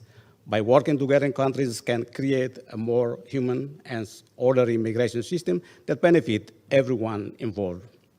To conclude, Mr. President, Timor-Leste reiterates its commitment and stands ready to cooperate with all stakeholders to implement comprehensive, effective, and humane migration policies aligned with the Global Compact for safe, orderly, and regular migrations. I thank you.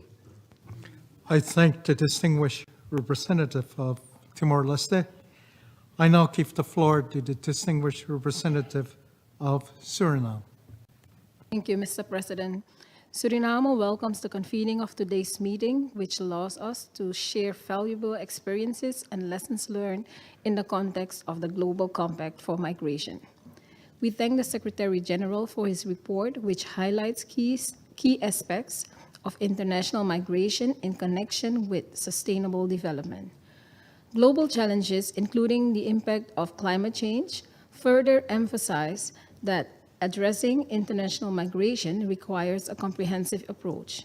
And the fact is that no state can address migration on its own because of its inherently transnational nature. Mr. President, Suriname has been a member of the IOM since 2014 and entered into a cooperation agreement with IOM in June 2023, which allowed for an official representation of IOM in Suriname. Several projects have been implemented in collaboration with the IOM to develop migration governance systems, considering the migration flows and challenges that Suriname faces. There are ongoing efforts towards improving collection and maintenance of reliable migration data to understand the international migration flows in the country and further develop relevant policies. The objectives of the GCM are considered when implementing policies related to migration across departments.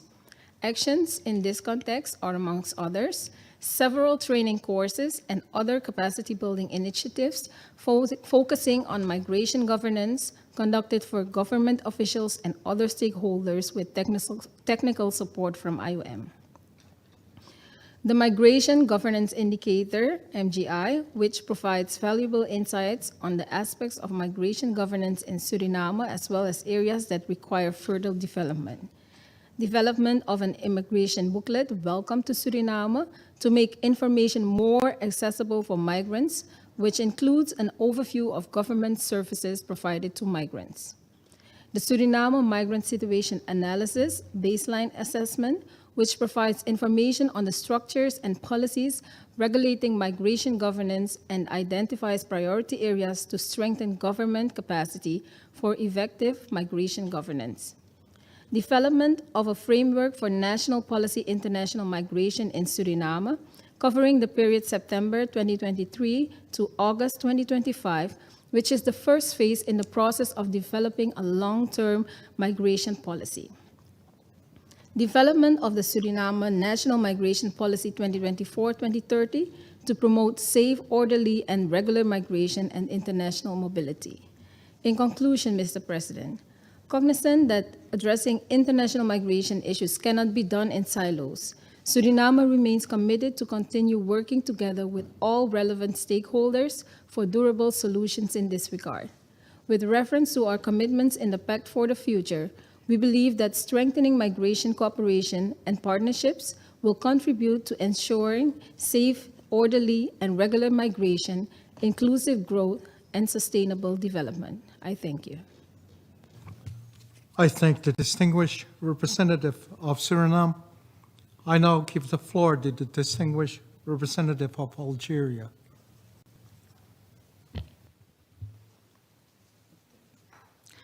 السيد الرئيس شكرا على إعطاء الكلمة. Mr. President, thank you for giving me the floor. The meeting today is part of the framework of upholding orderly migration, which is a challenge for many states, given the challenges it has for the host transit and destination countries. Algeria, given its geographical situation, is a destination, origin, and transit country.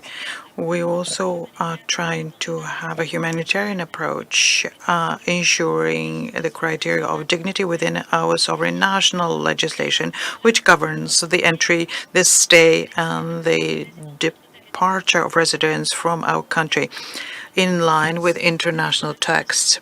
When it comes to migration, we know that there are structural deficits, conflicts, the broadening spill of terrorism, and the economic situation which worsens in the world, as well as the social one.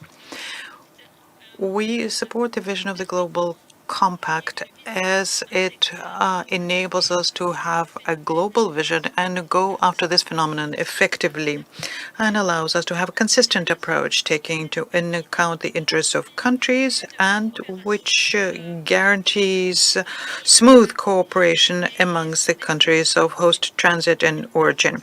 We would like to underscore the following. First of all, going after the root causes of this phenomenon is an important thing, including given the low growth rate. We need to have an approach that underscores growth, and countries have to honor their technology and capacity development commitments. We, through our Algerian Cooperation Agency, are working to implement programs and projects aimed at ensuring basic services in the countries of origin, to make sure that people have a dignified life in their countries of origin and therefore migrate less. Secondly, as regards international coordination, this is necessary amongst countries, and we take part in cooperation activities with countries of origin. We ratified instruments, conventions guaranteeing the rights of migrants. These conventions are included in national legislation. Third, combating human trafficking. We are committed to protecting our maritime, land, and air borders and guaranteeing the rights of migrants. And here, the mechanisms of regional cooperation, such as, for example, the African mechanism, African Union mechanism, and the relations with neighboring countries, plays an important role to fight trafficking in migrants. To conclude, the disparities continue, and this means that migration is a continuing phenomenon. Therefore, migration shouldn't become a need, but rather a choice. And for that, we need to make sure that disparities between North and South do not deepen. And in order to do that, we need to commit ourselves to implementing the 2030 Development Program and also make sure that there's sustainable development for all. I thank you. I thank the distinguished representative of Algeria. I now give the floor to the distinguished representative of Germany. Thank you, Chair. Director General, Excellencies, colleagues, Germany commends you for convening this meeting on the implementation of the GCM and respectively the recently published SG report, 2 years after the first IMRF and 2 years ahead of the next IMRF. In this regard, we welcome the important work of the UN Migration Network. We appreciate the detailed list of indicators presented in the report, as well as the actionable recommendations on missing migrants. The report's compiled examples from all across all regions should serve as best practices for the next biennial report in the run-up of the IMRF 2026. Germany is a dedicated member of the GCM, which we see as a true multilateralism in action. In this regard, we welcome the Pact for the Future with its reference to migration in Action Point 6E. Migration is an important and complex issue that contains great potential, but also numerous challenges. Due to its transnational nature and complexity, it cannot be addressed by individual UN member states alone, but requires our joint efforts and cooperation both of member states and other stakeholders. Based on the guiding principles of the GCM, there are two key priorities of Germany's migration policy that we have worked to push forward. First, making migration policy and migration-related responses more gender responsive. Second, recognizing the link between climate change and migration. The key objective is to ensure freedom of choice of the people affected by climate change. This includes supporting communities to secure their livelihoods and thereby preventing forced displacement. It also includes supporting people who are already on the move and ensuring that migration is a safe option for those deciding to move. Multilateral instruments are key to addressing migration-related challenges. Germany has thus contributed and will continue to contribute to the Migration Multi-Partner Trust Fund. We hope that efforts are successful to encourage further contributions and to broaden the donor base for the fund in order to make it more representative and successful. Germany also remains committed to minimizing the adverse drivers of migration to facilitate migration through regular pathways and to ensure access to ethical recruitment and decent work. Moreover, Germany continues to offer and further develop pre-departure measures. In 2023, pre-departure measures were enshrined in the revised Skilled Immigration Act. We remain committed to implement human rights-based and action-oriented approaches whose priorities to save lives, combat smuggling of migrants, eradicate human trafficking, guarantee access to documentation, promote alternatives to immigration detention, managing borders in an integrated manner, and facilitate the voluntary return and reintegration of migrants. In conclusion, Germany wants to underline its strong belief in the importance of international cooperation improving the collection and use of disaggregated migration data, providing accurate, timely, accessible and transparent information and fighting misleading narratives that generate negative perceptions of migrants. Inclusive and evidence-based policymaking requires our meaningful cooperation between governments at all levels, civil society, international organizations, the private sector, and also diaspora and migrants themselves. Thank you very much. I thank the distinguished representative of Germany. Distinguished colleagues, we have heard the last speaker for this meeting. We shall hear the remaining speakers in the afternoon at 3 o'clock in this chamber. The meeting is adjourned.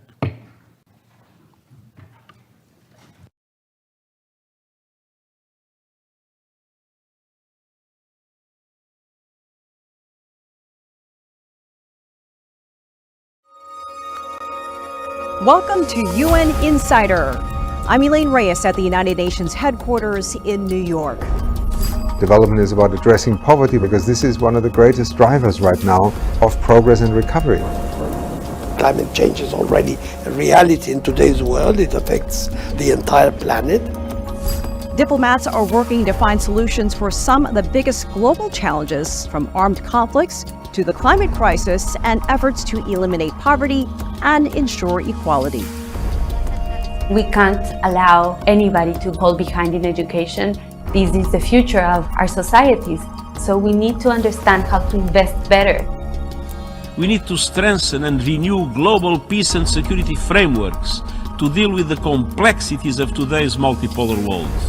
The UN is calling for increased international cooperation to stimulate growth and accelerate progress toward the Sustainable Development Goals. How important are the different perspectives when it comes to trying to solve major conflicts? It's extremely important because conflicts are not unidimensional. Thanks for being a UN Insider.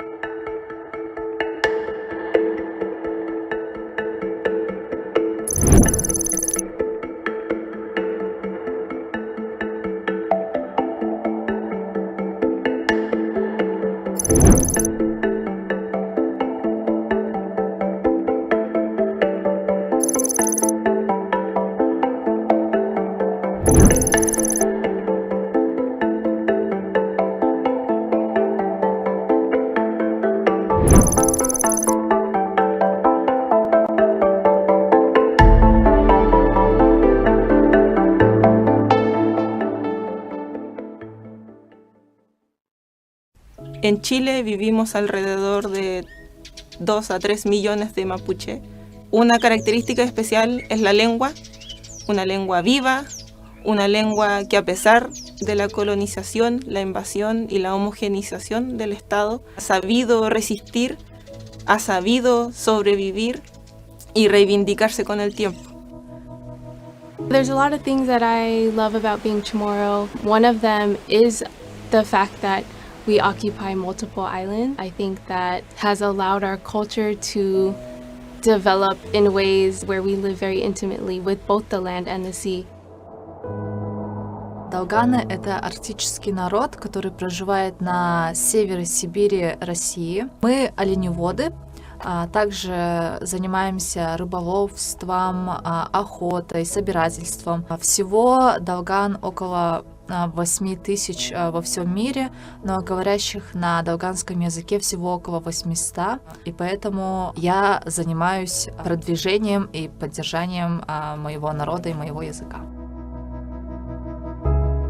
En el norte de Chile se encuentran las grandes mineras de litio, cobre, que están amenazando no solamente la vida y la cultura de los pueblos andinos, de los pueblos de las montañas, sino que también los ecosistemas y la vida. Alrededor de Chile siempre hemos resistido ante el extractivismo y ahora tenemos una nueva amenaza, lo que dicen que es una industria verde que dice mucho respecto a las nuevas tecnologías, a la innovación, al desarrollo, pero ¿desarrollo para quién?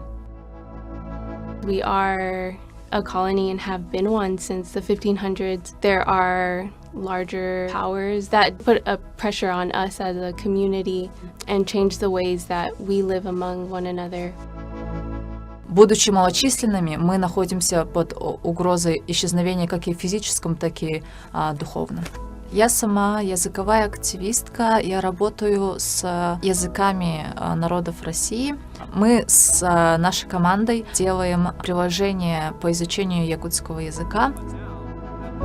El Foro Permanente es una lucha incansable de los pueblos indígenas porque se respetan sus derechos humanos. Y es que es el espacio en donde se logran los diálogos, donde se reconocen los derechos de los pueblos indígenas.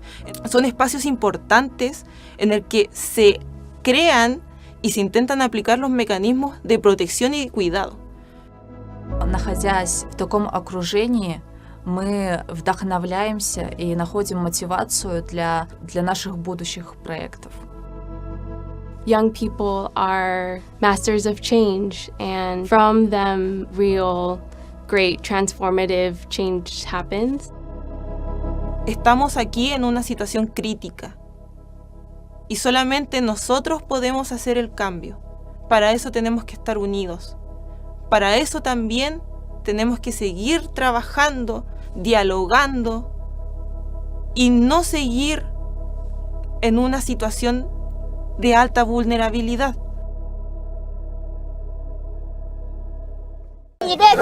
في الشرق ده وفي الجزيرة هجموا عليه وشالوا الناس الفقراء شالوا هدومهم من الدواليب والله لبسوه.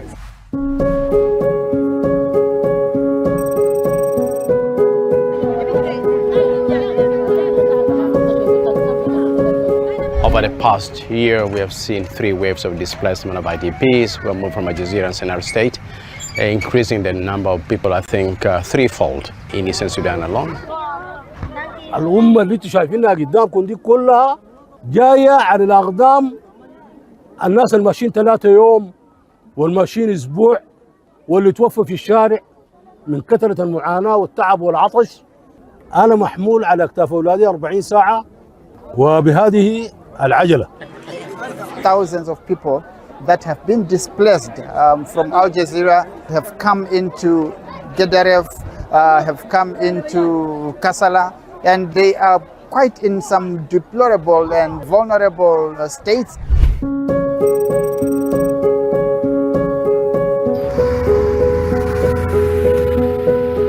We've been pushing for months to get to these communities. We've got convoys coming from Port Sudan going to Kadugli, to Dilling, also other convoys trying to reach North Darfur. These convoys have to reach their final destination. We have to get to these populations. We're asking everybody involved along those roads to give us free passage so that we can assist these populations.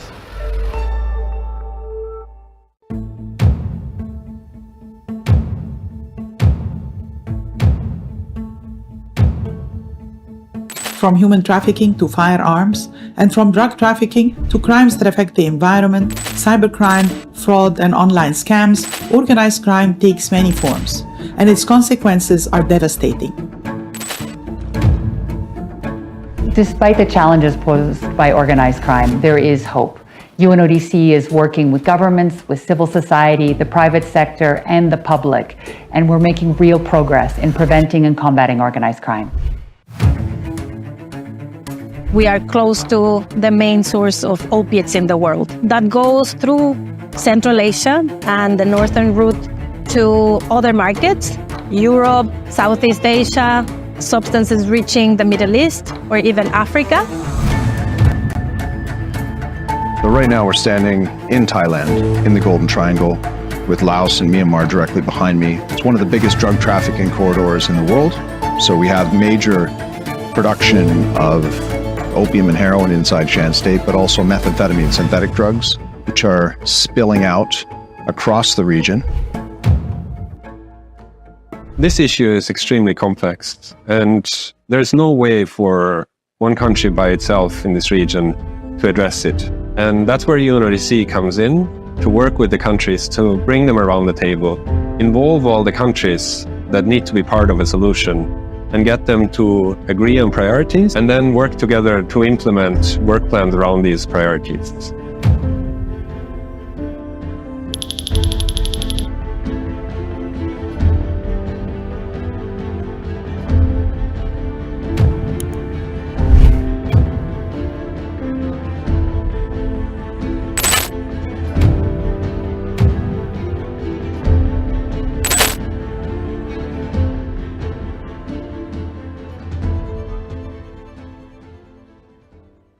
Last year, more people were newly displaced as a result of climate change than conflict. Climate migration is the effect of climate change in effectively pushing people out of their homes. Unfortunately, it's impacting some of the most vulnerable states the most. Last year, more than 26.4 million people were displaced as a result of climate impact. So we believe it's time for the world to take notice and to make investments in communities so that they can be more resilient to what's happening.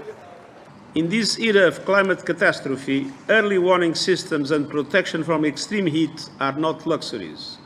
They are necessities and sound investments. If the global community wants to ensure more resilience, if they want to have more sustainable development, and if they want to avoid more large-scale displacement of vulnerable communities, investing in those communities, ensuring that they are more resilient to the impacts of climate change, and enabling them to move safely and with dignity when they have no other options is absolutely critical. I really need at the present moment a very strong mobilization of the youth movement, because we are really in a very dangerous situation.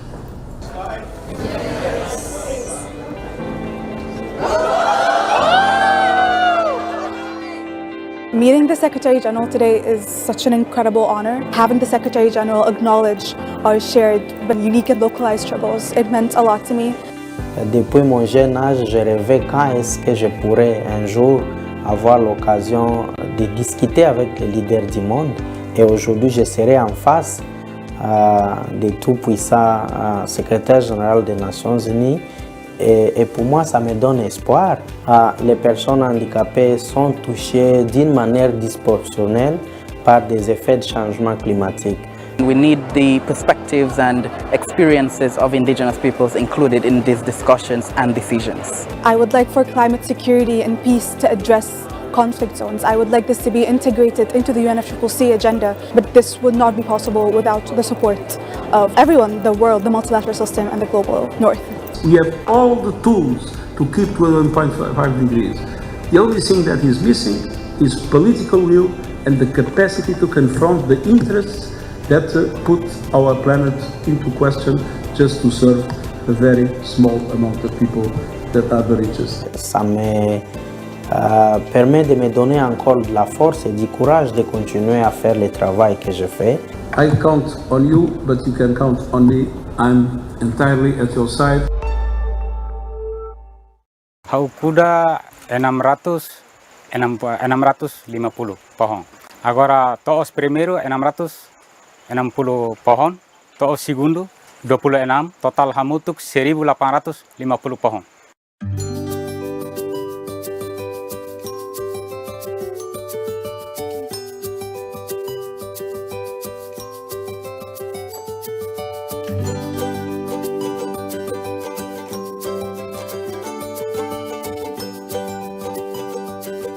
For um espaço vai ter estado, for espaço vai ter estado, hori bere tu mai ne, hori hare kata ia fati ne komunidade sira preocupado ne.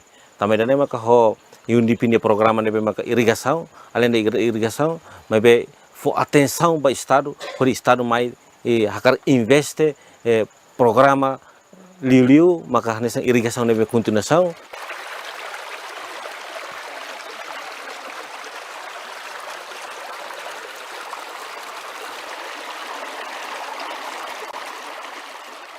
O programa UNDP programa nebe estabelece irrigação iha área dane ita ba produção ne dala rua tina ne dala rua além de danemos iha kuda iwan sir nebe maka daw ne iha ulug ne thare kata animal sir husik arbiro de e mabe ho implementação kuda iwan sir ne e implementação projeto dane itene comunidade sira e consciência atobele cuidar sirni animal sira label husikar biru tamba aiwan nebe maka iha destaka iha fatina ne aiwan barak tebes ke itene comunidade sira kuda nebe super fo apoio husi raibia.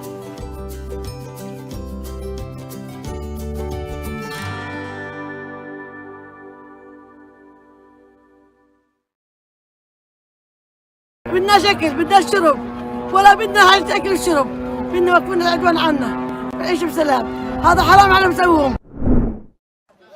We have finally managed to reach Gaza City after 5 attempts. We are here to assess the needs of the population newly displaced after the beginning of military operations in northern Gaza, especially in Jabalia camp.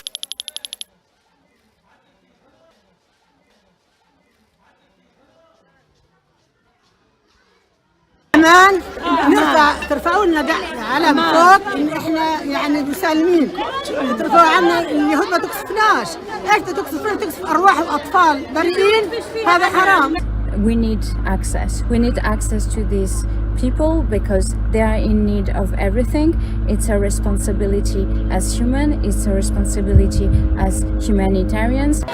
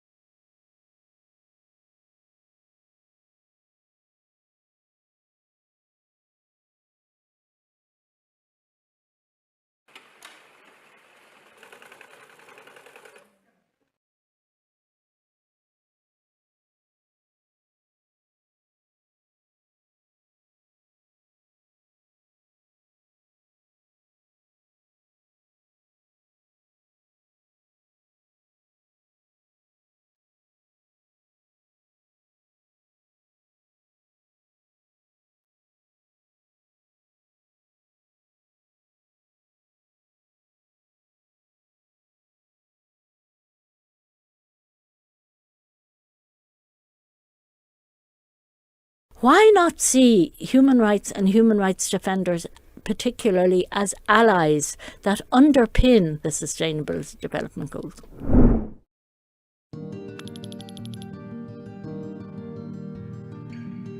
We, traditional people, are part of the front line in the fight against the climate crisis that is shaking the world. In these efforts, we are directly helping achieve the SDGs, but we pay a terrible price for doing so.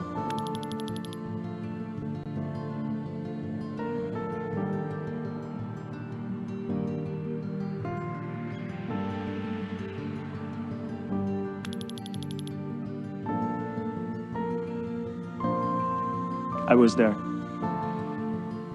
There was nothing I could do but hear the shots and smell the burning gunpowder in the air. The solution to most of the problems we face lies in justice in all its forms, but we cannot do it alone.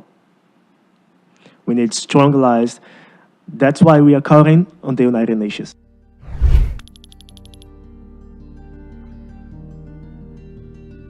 I want to sincerely thank each of you for the incredible work that you are doing every day to protect human rights and uphold the dignity of people around the world. Keep fighting, please. Keep fighting.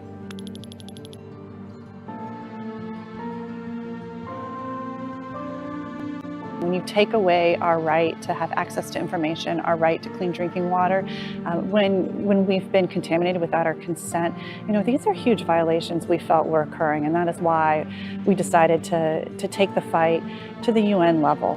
And we need to always remember that when we stand together united, that we can win.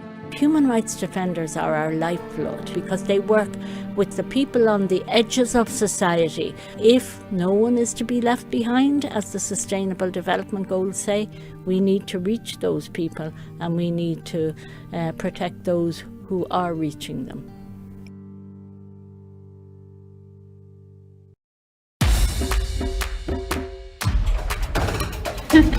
Tired, but looking forward to the day ahead. I will have it for you.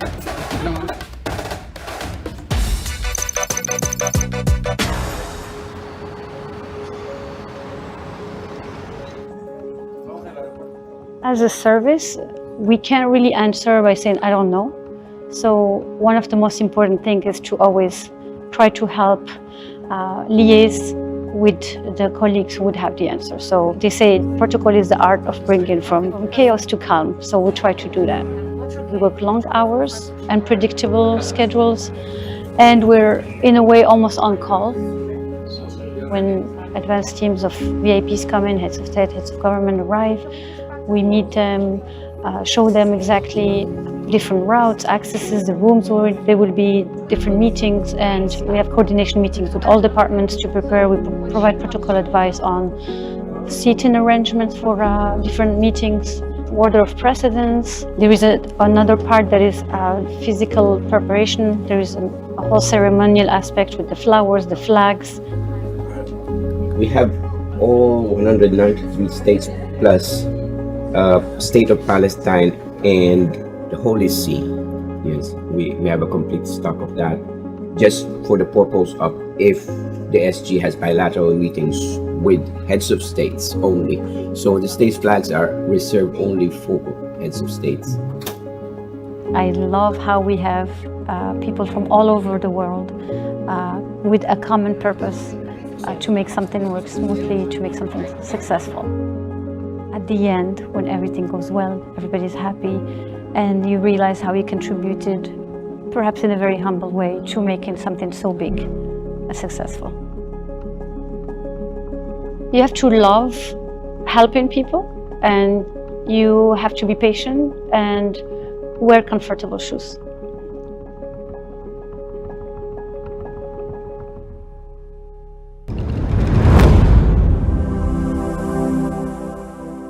Hi everyone. Vous avez peut-être entendu parler du sommet de l'avenir de l'ONU, mais savez-vous pourquoi il est si important? In 3 minutes, we explain everything you need to know about this global event.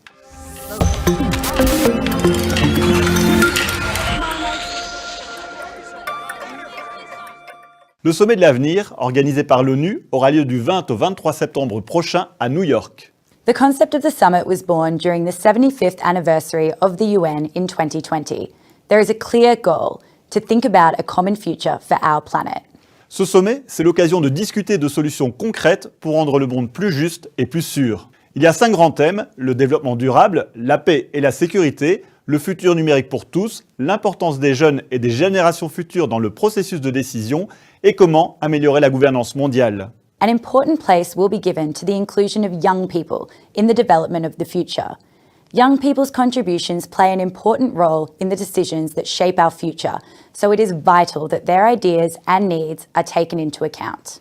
Ce sommet est particulièrement important, car malgré des accords comme celui de Paris pour le climat, beaucoup d'observateurs estiment que les institutions de l'ONU sont un peu dépassées face aux défis mondiaux actuels. This is a unique opportunity to update the UN system to better meet contemporary needs. Another main goal is also to restore trust between countries. Alors c'est important, ce ne sera pas seulement des discussions entre gouvernements, il y aura aussi et surtout des représentants de la société civile, des jeunes, des chercheurs, des entreprises et des ONG. L'idée est que chaque voix compte lorsqu'il s'agit de l'avenir mondial, pas seulement celle des États. The Summit of the Future will launch a Pact for the Future, a declaration for future generations, and a global digital compact, which aims to create a more inclusive, secure, and equitable digital future. Ensuite, ce sera aux pays à prendre le relais pour mettre en œuvre concrètement leurs engagements au niveau national, mais aussi lors d'autres grands événements comme les conférences sur le climat ou le développement durable, pour s'assurer que les promesses deviennent réalité.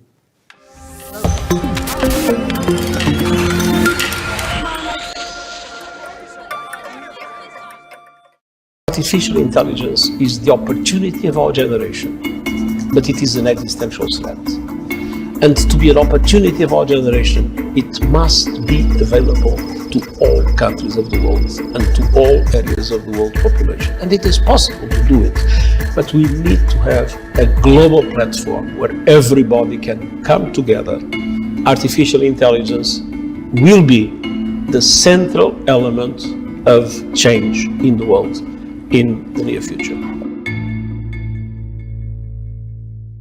Hello everyone, and welcome to a special live stream coming to you from inside the United Nations headquarters during this 79th General Assembly.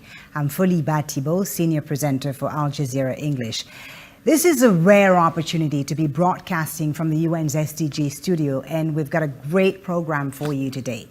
It's called Securing Our Digital Future. And this live stream is produced in partnership between the Complex Risk Analytics Fund, or CRAFT, and G0 Media's Global Stage Series, sponsored by Microsoft.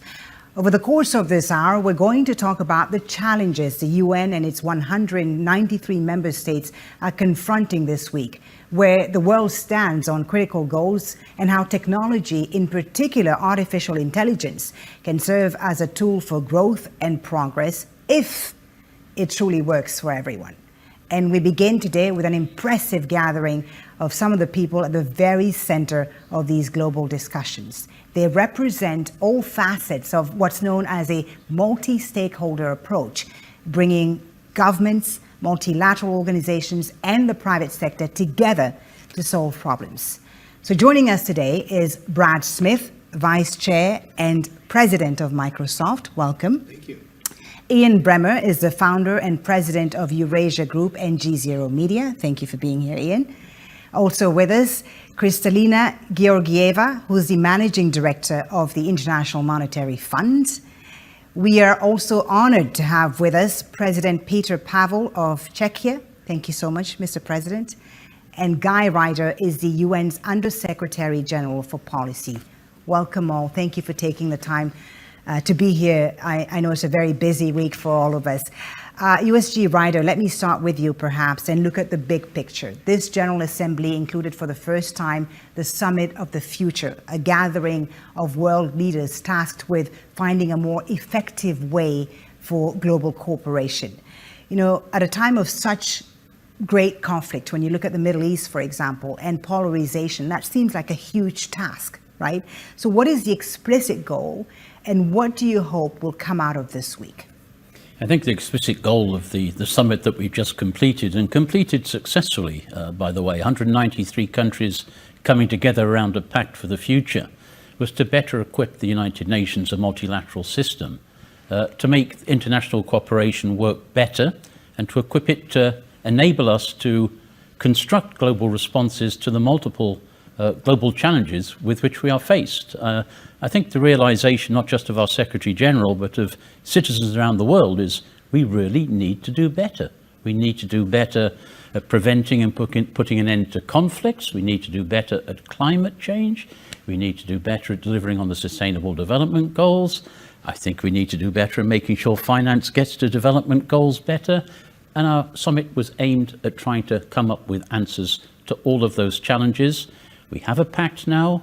I think it's widely considered to be a very valuable document, but I'm one of the first to say it's great, but everything depends on what we do with it from now on. The Pact for the Future, right? Correct. On the question, there is of course a debate of the inclusion of the Global South. That's always been like a key issue within the UN system. Specifically, how are you going to address this need for a greater inclusion of the global majority, which is the Global South, in the United Nations approach? Look, I think we have to look at inclusivity in two ways. And one of the explicit goals was to make multilateralism more inclusive. We had, in the 2 days preceding the summit itself, action days in these premises, 7,000 people from the private sector, from civil society, all types of activism. Extraordinary buzz, extraordinary interest, a wish to be a part of what we're doing, and strong support for what we're doing. That's one element of inclusivity. The other is how it's the terms of inclusion of our member states, because, you know, our governance structures are 80 years old. When the UN was founded, there were 51 founding countries, 193. So I think the thinking is, and the lightning rod of all of this is reform of our Security Council, is we have to make sure that our member states, Global South, Global North, are included on terms which are fair and equitable. And that's been quite a challenge. Yeah, and reform of the Security Council, of course, has been top of the agenda for the Secretary General. Ms. Georgieva, let me bring into the conversation. Mr. Ryder mentioned there multilateralism, of course. This is also, it seems, a moment of referendum on multilateralism. And when we look at the organizations which were born out, of the post-Second World War era, are the existing frameworks still adequate? Do they still work? How do you view reform through the lens of your work as head of the IMF? I am very proud to be the head of the IMF at this particular time in history. Why? Because over the last years, the world has been hit by multiple shocks, and the fund stepped up quite decisively. We have injected about $1 trillion in the world economy. 650 billion do not generate debt. These are the special drawing rights we are able to put forward. And symbolically, we see countries expressing their trust in the fund by joining the fund. During the pandemic, we grew from 189 to 190 members. This week, we grew to 191, with the small Principality of Liechtenstein joining the fund. Why is this happening? Because what we deliver is not just the money. What we deliver is to help countries put in place strong policies and capable institutions. And if you think about these last years, you recognize that the world economy has proven to be remarkably resilient. We are growing this year 3.2%, next year 3.2%, and it is because of this foundation that has been built over the decades of strong policies and good institutions. Where you have it, shocks do not crush you. Now, you're asking an important question. Are you completely and totally at ease with where our governance is? And I would answer by saying the world is changing, the fund has to be changing as well. Right. We have just added a third chair for Sub-Saharan Africa of our board of directors, because the African continent, 54 countries of them, the least represented because of that large number in the configuration we had before. When I think of the fund of the future, of course I want to see us moving more in the direction of representing the world as it is, not as it used to be. So a better representation of the world. Absolutely. Despite the strong foundation that you talked about. Because if we want to be respected and legitimate, we have to show that we are not stuck in our glorious past, that we are forward-leaning. So countries can think of us as their family, that it is inclusive and embracing all of our members. President Pavel, thank you very much. President Pavel, let me bring you into the conversation. You're here this week for the General Assembly, of course. What are some of the challenges that you're looking to highlight, and what do you hope to come out, that will come out of this summit for you? Well, primarily, what I would like to highlight that we are all together in that situation. We come from different cultures, different parts of the globe with different history, but we will never change history. We can only change present and future. And if we don't want to live forever in conflicts, we have to finally learn that we have to share this planet, and we have to get in compromise in pursuing our interests. No one can live at the expense of the others. But do you think we're learning that? I mean, how would you describe the state of international cooperation? We are very bad in learning lessons. But it doesn't mean that we should refrain from trying. So the sense, the very sense is in trying the best. And that's why I believe UN is a good platform to present not only the ideals, but also ideas and follow their implementation. Because without it, it will be a great discussion forum, but nothing else. And that's exactly what I'm looking for in this new pact that we agreed on. Because it moves us a little bit ahead, and now it's on us how we will implement all these good ideas that are involved in this pact. Yeah, implementation will require cooperation, of course. Let me ask you a follow-up, and this is specifically about one of the geopolitical crises that the world is currently faced with, and that is Russia's invasion of Ukraine. We saw following that invasion, NATO come together in ways which were not seen, arguably, since the 9/11 attacks here in the US. Do you, though, still, almost 2 years on since that invasion, do you still see that same level of unity within the organization? And, what is the current threat landscape as you see it? That would be quite surprising if there is still the same level of unity as it was at the beginning. The beginning was shock as any such a conflict, but once we are getting used to it, we are also getting tired by it. And there is a term, war fatigue, that not only involves directly the war-fighting parties, but also everyone supporting or not supporting. And even here, during the debates, I had an impression that some representatives of the countries are a little bit tired by always hearing that we need to support Ukraine, we need to condemn Russian aggression. Whenever I speak to the nations that are more distant to the conflict, I am trying to explain that it's not the regional conflict that we are talking about, because it involves us almost directly. It's the principles that is that important. We are here in a situation when a permanent member of UN Security Council is leading an aggression against another sovereign country. And that shakes the very foundations of this institution, the system in which we live and in which we want to live, where the rules are respected. And that's why it is so important not to let Russia win in this conflict, because not only Russia, but also similar systems, similar regimes would be encouraged that they can achieve their goals through military power.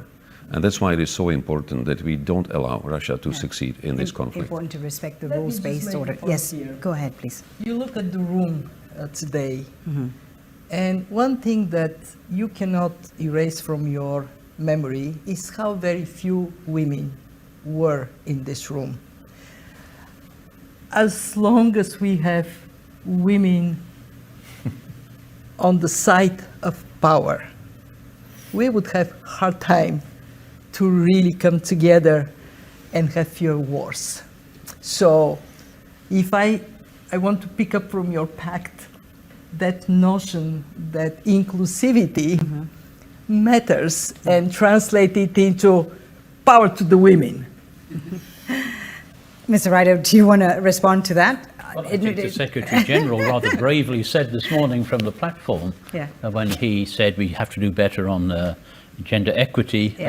Gender inequity will be on display in this hall when only, I think, 10% of those who come to the podium will be women. I follow the managing director on that point. With absolute full respect for the president. Great, thank you.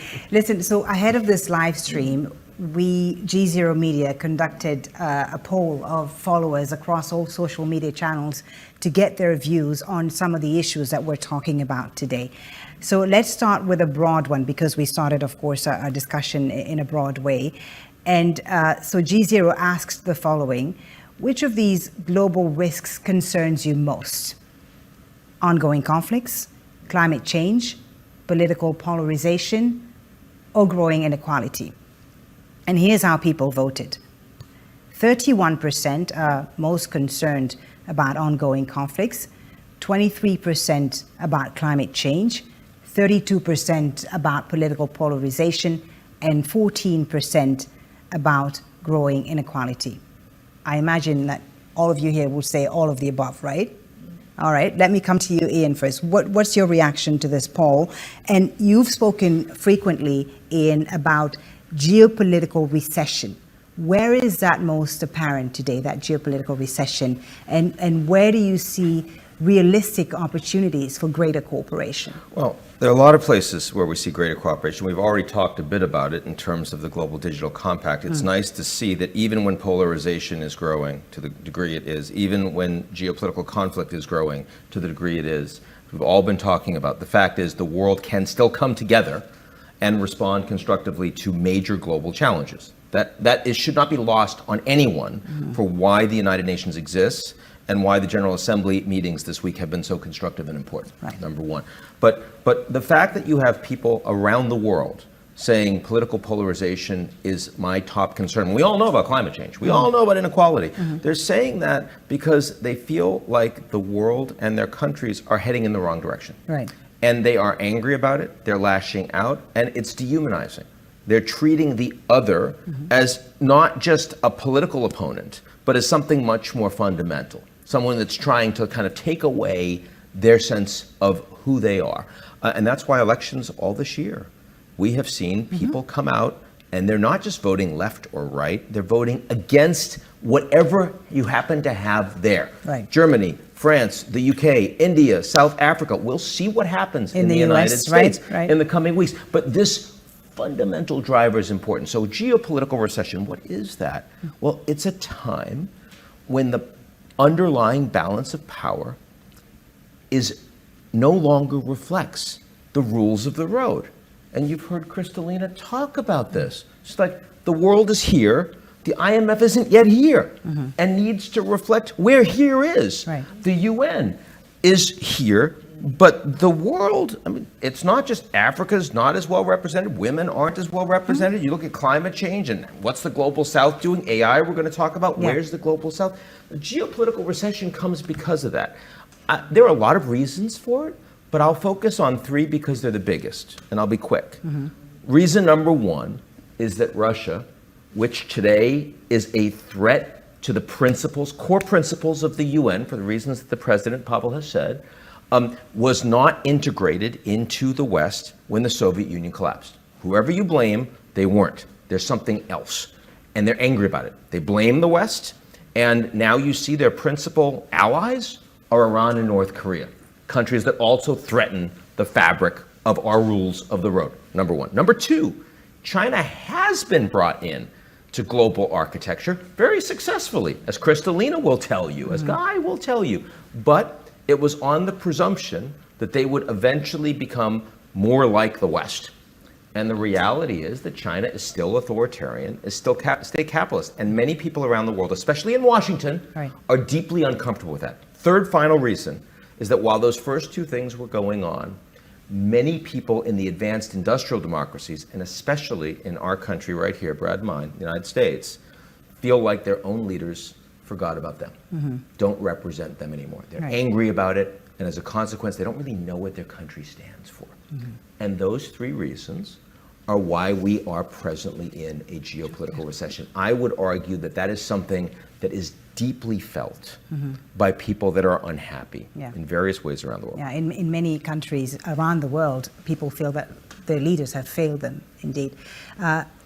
Ian, Brad mentioned artificial intelligence, and of course we'll talk about that extensively in a few minutes. But I wanted to get your thoughts first on the role of private sector in these increasing crises that we're seeing around the world and that we face in recent years.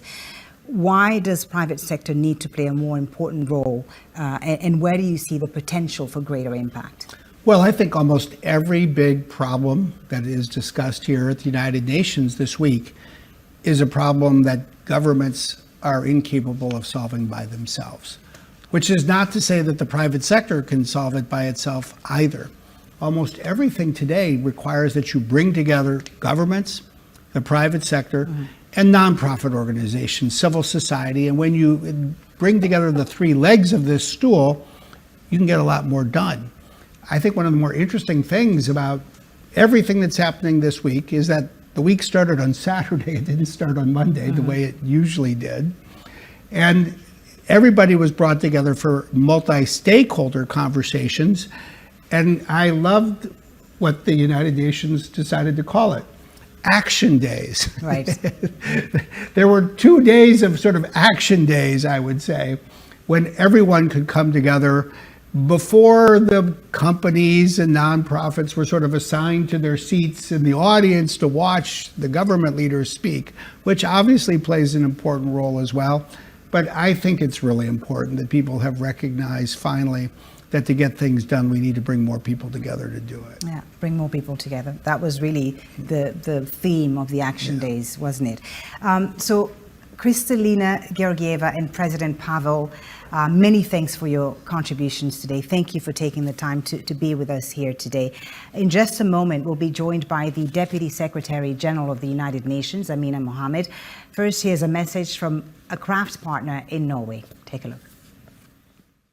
My name is Bård Vegar Solhjell and I lead the Norwegian Development Agency. We believe digital public goods are among the most effective things we do. These are things like ID systems, national registers, healthcare system, digital learning materials and so on. I call them the public infrastructure of the future. One example, during COVID, Sri Lanka took its healthcare system, DHIS2, which is open source, and changed it, adapted it into a national COVID treatment system. And within months, more than 50 countries had started using it. This is just one example on how digital public goods create enormous opportunities for development. Brad Smith, Ian Bremer, Guy Ryder are still with us, and I have the pleasure of introducing the Deputy Secretary General of the United Nations, Amina Mohammed. Thank you so much for being with us, DSG. So we're going to talk about the SDGs. Yeah, that's what we start with you, right? The 17 Sustainable Development Goals, GSG, they've suffered deep setbacks as the world faces these interlocking crises. And you've said this summer that bold and transformative actions are needed to get the goals on food security, poverty eradication, education back on track. So what exactly are these bold and transformative actions that are needed? Thanks. Well, I think just more focus on where we think investments could actually have these multiplier effects to get all the goals. And that's why we talked about food security, we talked about connectivity, we talked about power, education, but we said think about the climate agenda as well. And then we spoke to the social protection floor that we need because the shocks are coming one after the other. In all of this, how do we actually get it done at the country level? Because we can throw money at the problem, but if we haven't got the capacities and the environment to do it in, then we would have big problems. So we're focusing on the policy and regulatory environments. Often we want to connect power, but we might have the policies, we don't have the regulations and the laws that need to be put in place to protect investments. The second thing we're not doing very well at is we've been designing projects for ODA for decades. We don't design projects that investors will come in at scale to do. And that we have to learn better to do and to make the connections. So if you've got a food security program, how do you make sure that the investments for powering that up at the local level and connecting financial services need to be connected for women. Right. We need to be on e-commerce. We need to have, education that for extension work that will come on your handheld. So making the interconnections there, that's design, and design's hard to do when you want to put it all together. The third is that we've talked about how there's a lack of resources, and you've seen from the Pact that we have the international financial architecture. But I think on each investment we speak about, we need to talk about the mix. What is domestic resources? What is coming from outside? And how can we better leverage other essentials for that mix for health systems? Health systems, you can't give charity for health systems. You've got to bring that out of your revenues so that on a day-to-day basis you are providing for the services that need to be given for vaccinations, for maternal health. And then last but not least is the institutions. Institutions are an unattractive expenditure for a leader who's there for 4 years. What they want to see is bricks and mortar. And that doesn't, if you don't get the the software, I would say, to this, and it doesn't work. So how do we invest in institutions better to sustain them, but also, I think, you know, to receive these investments and do well by them, that we are actually seeing them with results in people's lives. Right. So focus and bold, that's pretty bold. We have to roll up our sleeves, and this is not a short-term fix. This we have to see over time, and we need partners that are going to stay that, you know, road with us. But are we within the timeline? Well, look, I'm not going to give up on anyone in the next 6 years. I don't know who you can say that to, that there is no hope. I think what we all have to do is focus on what we can get done by 2030. Right. And already today you see in the pact that we've introduced AI and technology and what we can do with guardrails around the potentials of that. So it's not about stopping, it's about really accelerating and getting what we can get done with more partners, with more resources. The International Financial Architecture hopefully will open up some more cracks, and we just keep chipping away at it. Yeah. And then when we get to 2030, we'll see if we have another set of goals. All right. Well, you talked about AI, which leads us perfectly into our next poll question. Another huge focus for this General Assembly are our digital futures and how we can ensure artificial intelligence works for everyone.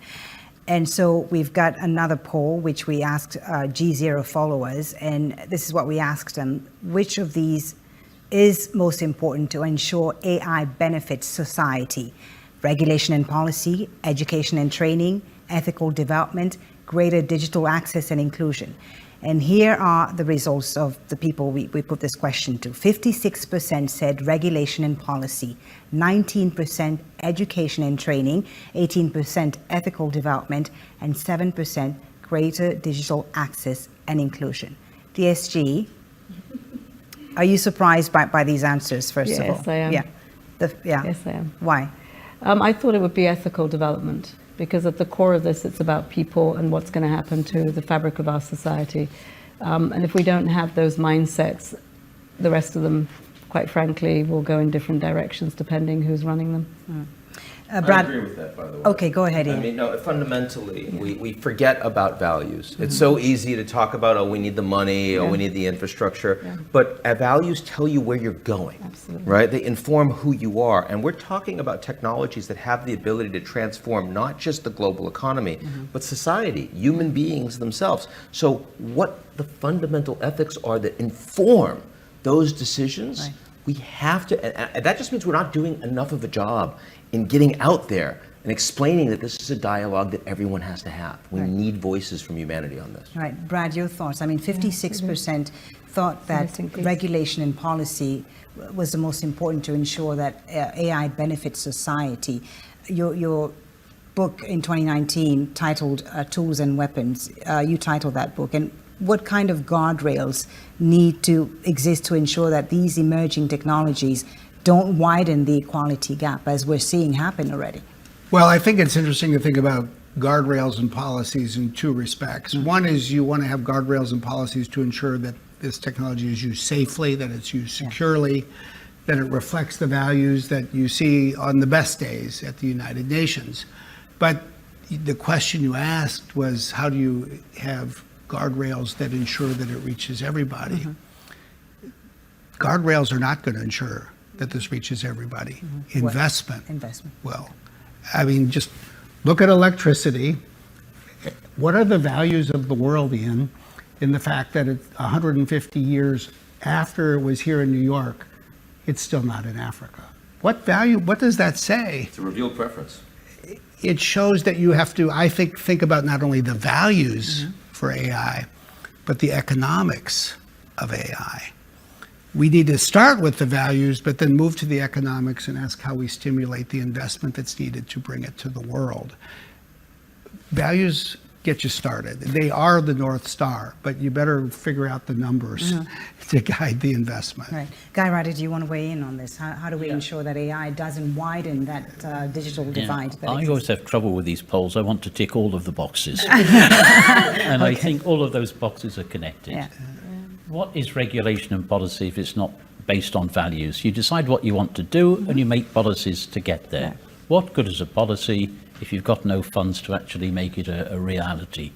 So you connect people, you educate them to use the technologies. So we have to be careful, I think, not to cut this thing up in a way which doesn't keep the coherence of the discussion. Look, I think there's an equity and inequality issue. We've heard a lot in the discussions. We've talked, for as long as I can remember, the digital divide, the lack of connectivity, and it's been a real problem. It truly has in the development process. I think one of the big questions, and I know the high-level advisory board, Ian, you've been much involved in, and others involved in this, are trying to work out how to act so that artificial intelligence doesn't simply compound the existing divides and make them into something even worse. Right. And the whole notion of this Global Digital Compact adopted yesterday was to make technology work for everybody, make it work in the broadest, most equitable way for the whole of humanity.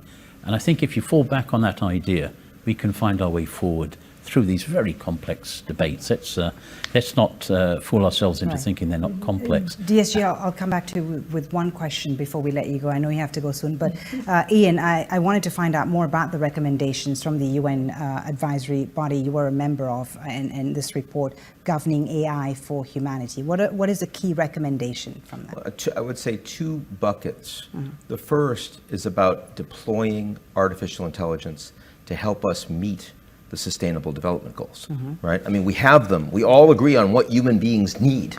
They want, access to clean water and a biodiverse, sort of world, and I mean, work that's productive and, sort of not being able to go without hunger. We all agree on that. Right. We're not hitting them. AI is your opportunity.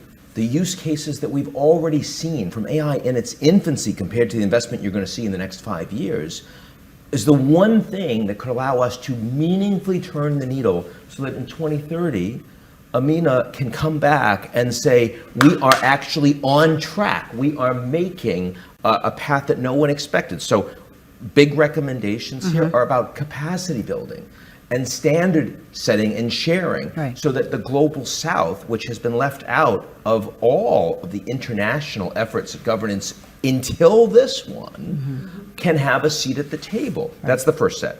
The second recommendation, which sounds a little more abstruse but is actually foundational, is that we're putting together an international scientific panel on AI. What you can't effectively govern AI for the world until the world comes together and agrees what AI is, what it does, what its opportunities are, and what its risks are. Right. And the purpose of that panel is very similar to what climate change the panel did, which is you got the whole world together and say, yeah, we know there are people out there that don't want to talk about climate change, but we know it's happening. So we need a fact-based approach, scientifically, so that everyone knows today, we've got climate change. Here's how much it is. Here are the implications. With AI, it's not a negative thing.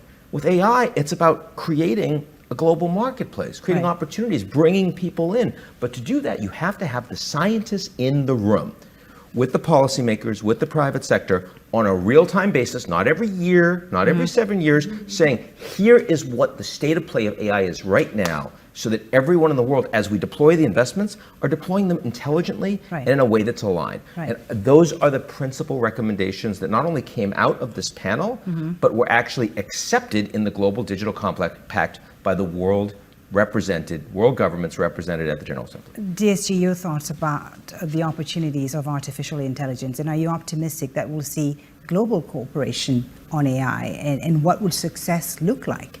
Well, I think we're already successful at knowing that global cooperation can happen, but it's hard work. It's just not going to come. It has to be intentional that you get at it, which is what the Secretary General did by putting the panel in place. But I'm just going to say what a friend of mine that I met not so long ago, and he designed the first search engine, and I asked him about it. I said, okay, you're in your 60s now, like me, so what do you think about this AI stuff? And he said, well, look, it's really exciting, it's scary, and we're not ready. And what I think the pact does is begin to scratch the surface of what we need to do to get ready to determine how it can be useful for humanity, and that we can make sure we bring people with us. And that's a whole lot of effort, from investments to actually situating it in whatever circumstance that we see. And remembering, don't put it in a place where you just throw hardware into the mix and say, I need a data center, and then you don't connect what it means to have a data center and the impact of it. So I do believe it's very exciting times, but I think we also have to be accountable and responsible, and this is what the panel did, was to make us aware of the checks and balances that need to go in now.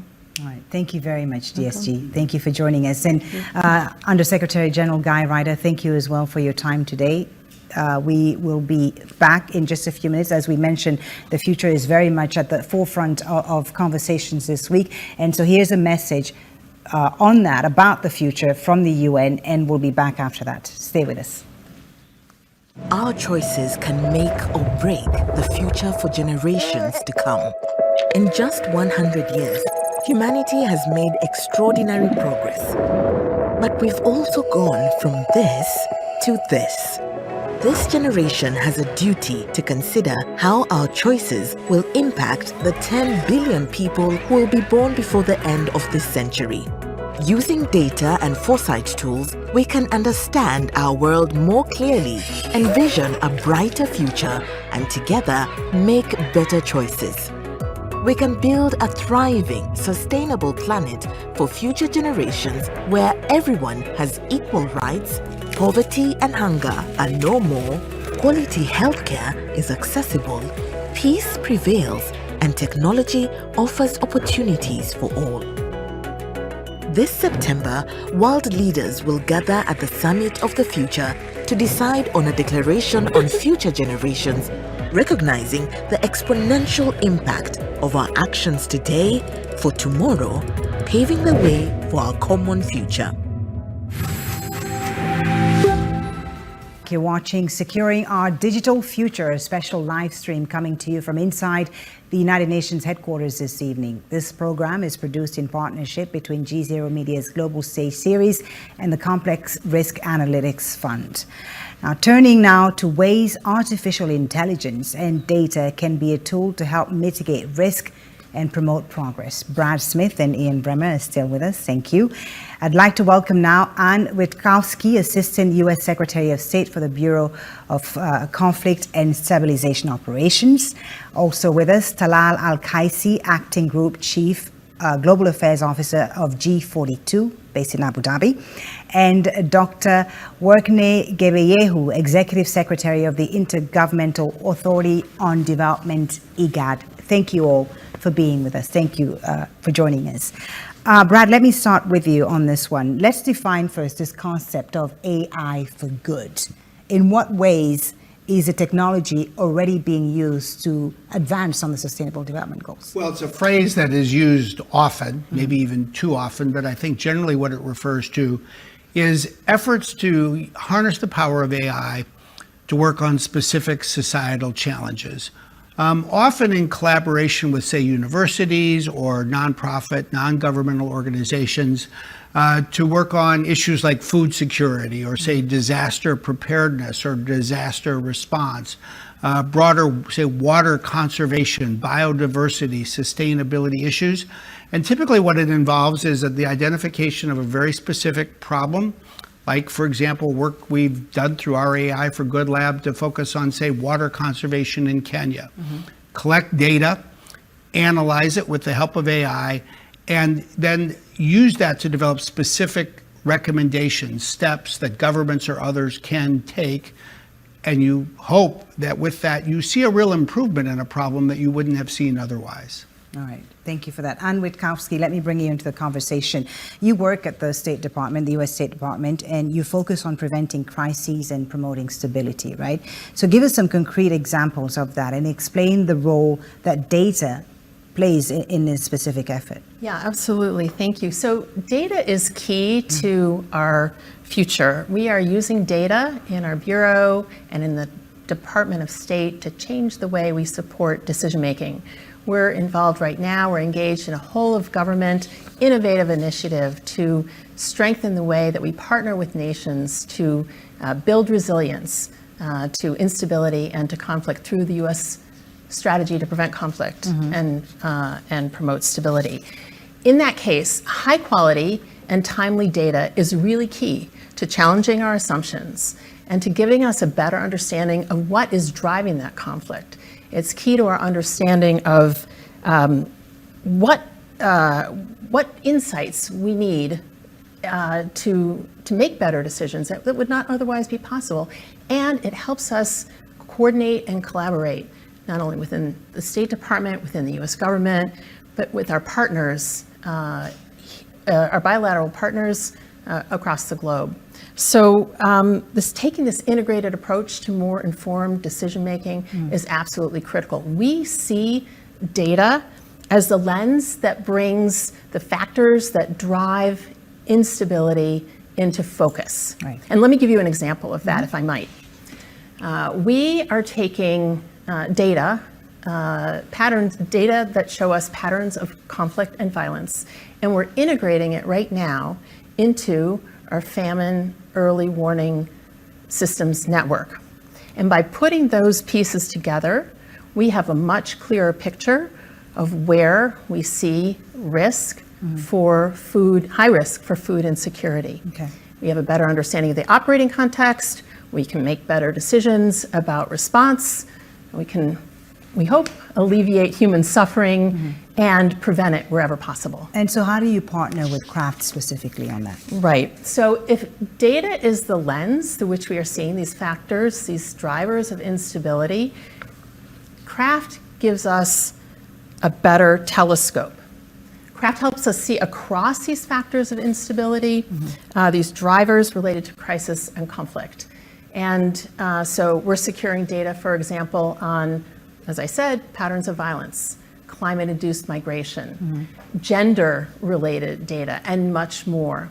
What Kraft helps us to do is to integrate that data, to help the data talk to itself, so that from that we can take more integrated and informed decisions looking across these various factors. And we can make, looking upstream, better investments in prevention. Right. And maximize our policy impact. So what I would say about Kraft is that it has a multiplicity of uses.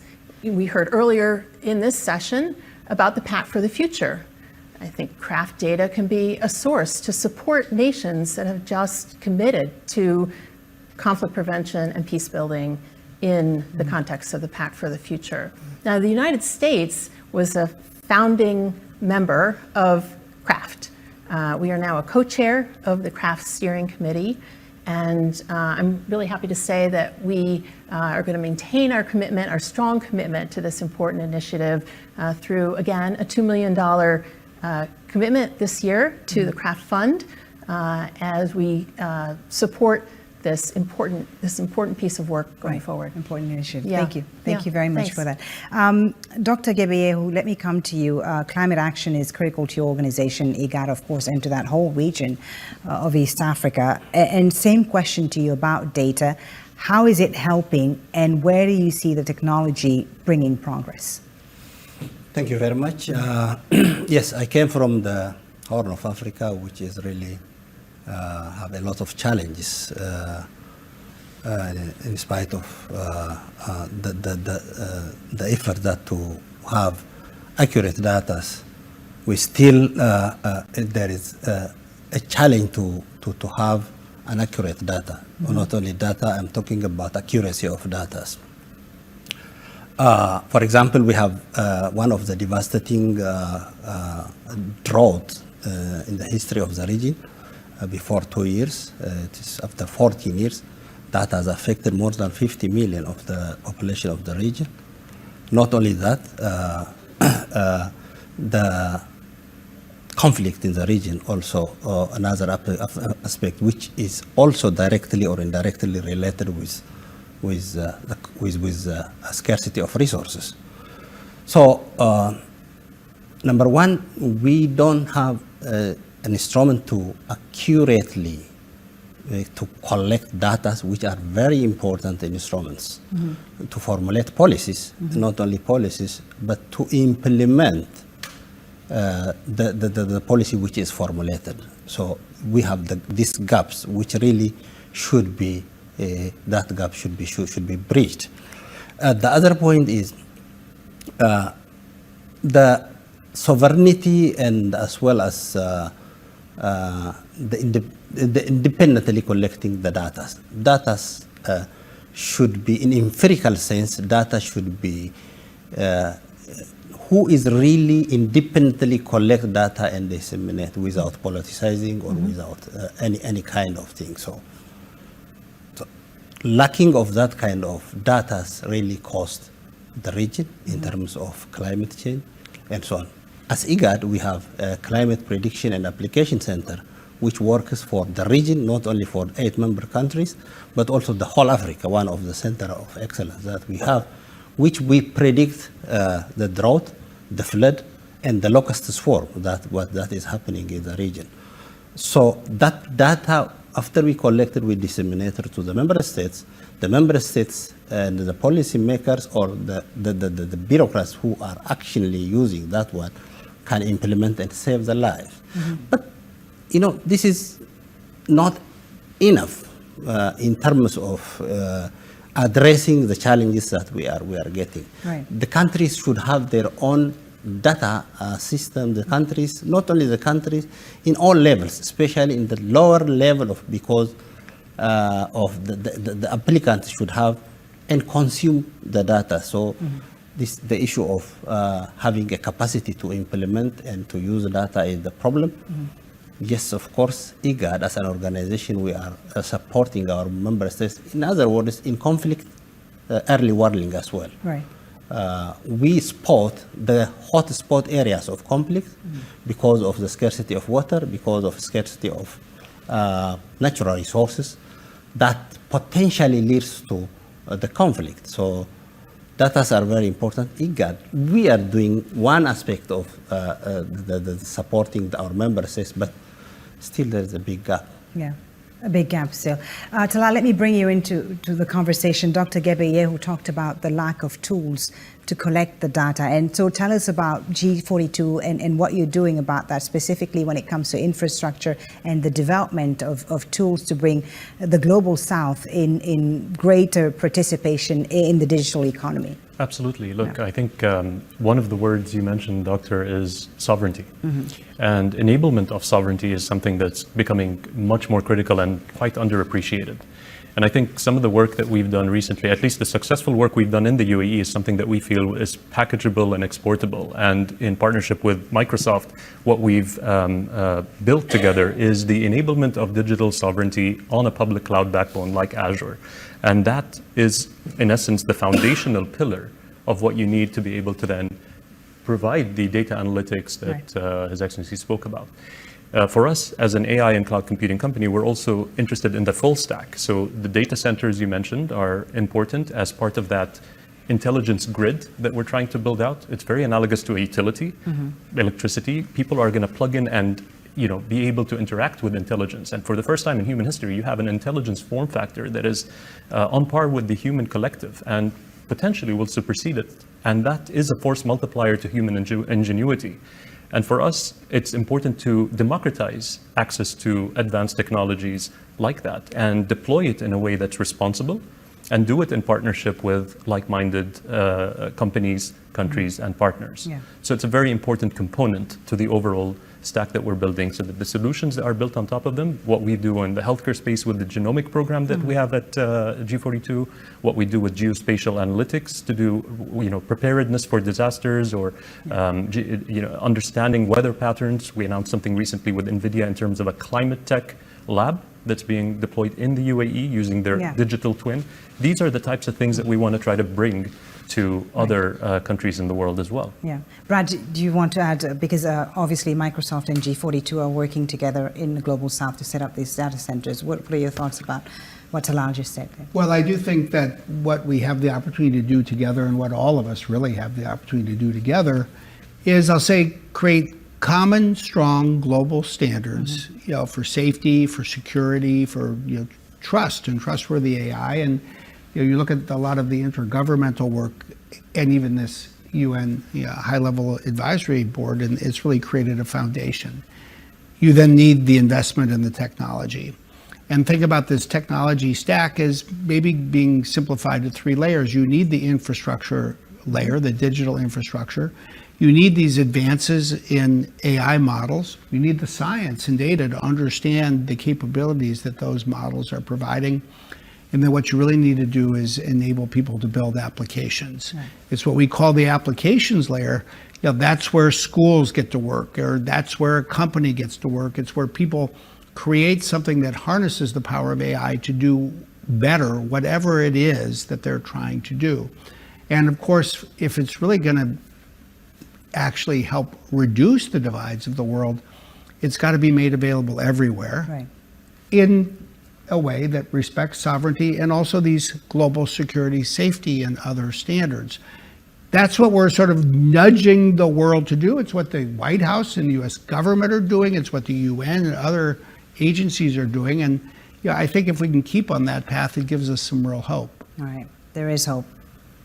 Right, so we are almost coming to the end of the program, but before I get your final thoughts, I want to show you the final poll that we asked the G0 followers to take, and this one is on the opportunities AI presents society. So G0 asked, what do you see as AI's biggest opportunity?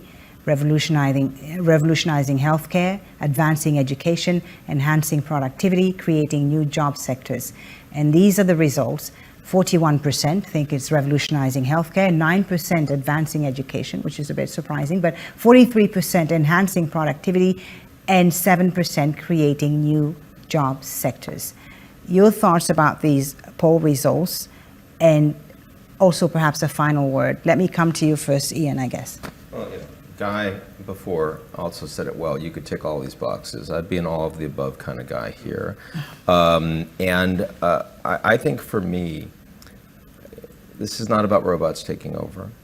This is not about artificial general intelligence, but it is about a tool that will allow human beings to invent things that humans otherwise could not have invented in every sector that we need to reduce waste, to improve efficiency and productivity, but also to do things that right now we can't conceive of.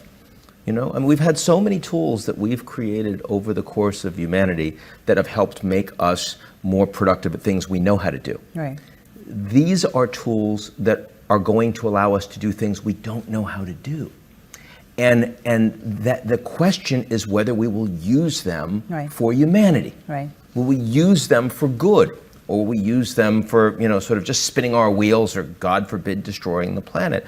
This is an opportunity we've never been afforded before. And the reason we need, investment and common governance and principles is so we can deploy them in ways that we all can align. But are you confident that the geopolitical environment, the current geopolitical environment, will allow this opportunity that you talk about to be distributed equally? No. No, of course I'm not and confident. how do we do that? I'm not confident at all, because most of the geopolitical challenges in the world are heading in exactly the opposite direction. When you talk about climate change, you have a demand by poorer countries saying you've taken advantage, and at the expense of your children, at the expense of these poorer countries, and you need to take care of us. For AI, we have an opportunity to do it better. Right is hard to say. Right is 100%. We're not black or white here. But in terms of can we do it better than we've done with climate change? The answer is yes.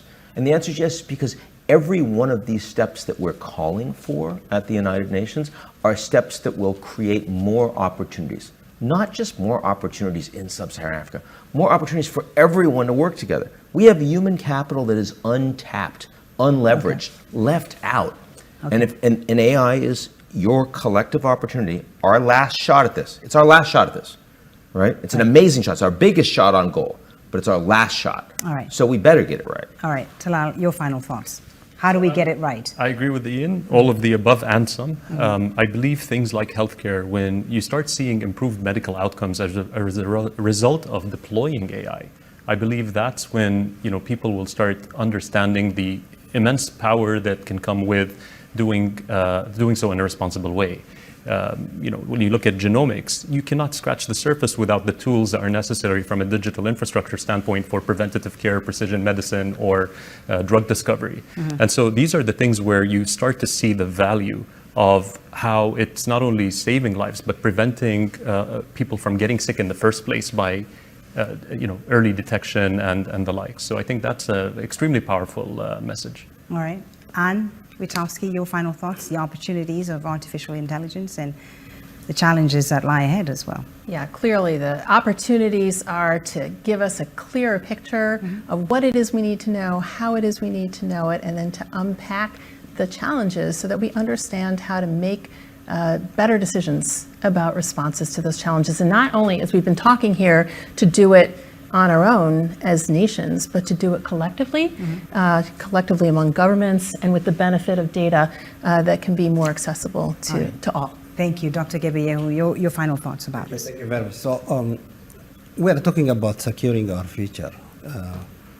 Securing our future, definitely the role of artificial intelligence is very important, and also we are seeing some of the products. But what worries me is the magnitude of having collective governance on this artificial intelligence. How can we really regulate some of the things that we cannot control? Are we going to the chartered territory or unchartered territory? That's more of that. So having a regulation, a regulatory body internationally or whatever, that will help us, especially the countries which are suffering in climate change and drought and conflicts. Some of the things may be used against the will of the people or against, or to exacerbate some of the challenges that we are already having. So it needs regulation and governance. All right, Brad, I'll give you the final word. Dr. Gebeyehu is concerned about regulation. How do we address that? Well, I think you've got to get a healthy balance. If you have too little, then I think people will lose confidence in the safety of these products. If you have too much, you slow innovation. What I would leave one with is something very thought-provoking, I think, in that survey result. 4 times as many people think that AI will change healthcare as change education. And that's probably right for a pretty simple reason. Think about upstream, the examples you used. AI can change drug discovery, make possible precision medicine. And when you do that upstream, it just almost flows naturally to all of the doctors who are making use of it. Education always moves more slowly. Even if you have great tools, you've got to get teachers and students and parents and families all comfortable with education changing. And I think the great lesson here is that people start by asking what technology can and will do. But ultimately, when it comes to the use of technology, people decide. Exactly. And you've got to take everyone along together on the same journey. Only by doing that do you ensure that the technology advances serve people. All right, so people decide and not the technology. We'll leave it with that. Thank you so much for a great, great conversation. Thank you, Brad Smith, Ian Bremmer, Anne Witkowski, and Talal Al-Kaisi, and Dr. Uwakni Gebeyehu for being with us today and for your great insights into these crucial issues. Thank you for sharing your insights, and thank you once again to all of the guests who joined us during this program live from the United Nations on UN General Assembly Week. On behalf of our hosts from the Complex Risk Analytics Fund and our media partners at G0 and the Global Stage Series, thank you very much for watching. You can follow all of G0's coverage of the 79th UN General Assembly by visiting g0media.com and across all of G0's social channels. I'm Folie Batibo, wishing you a great evening. Thank you for watching.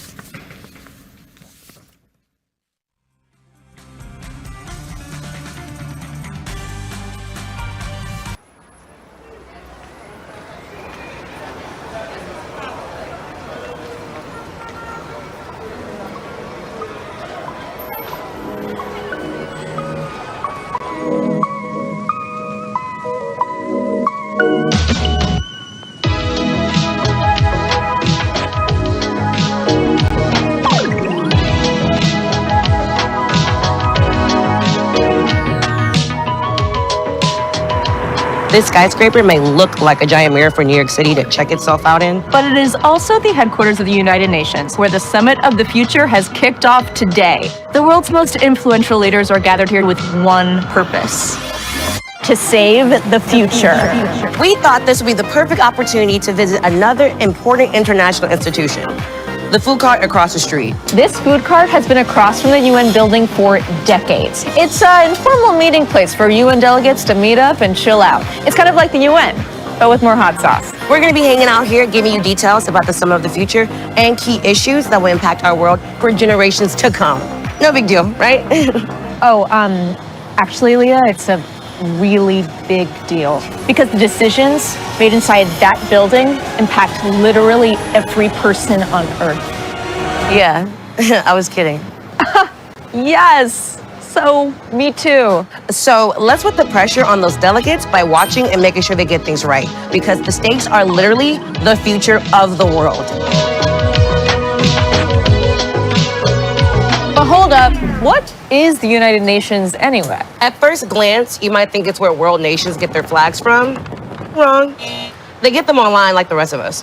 The UN was founded just after World War II as a place where reps from countries can get together to work out their problems without having to go nuclear, literally.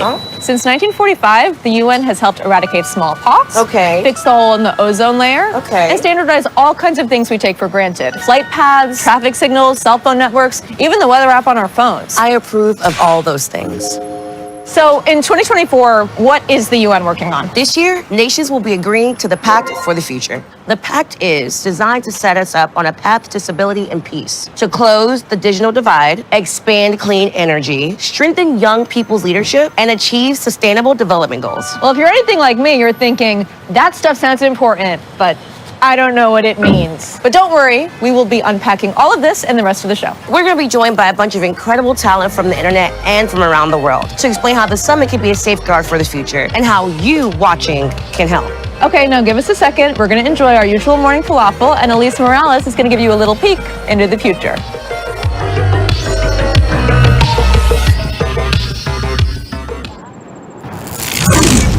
Oh, I'm sorry. Do we know each other? You look oddly familiar. I'm you from the future.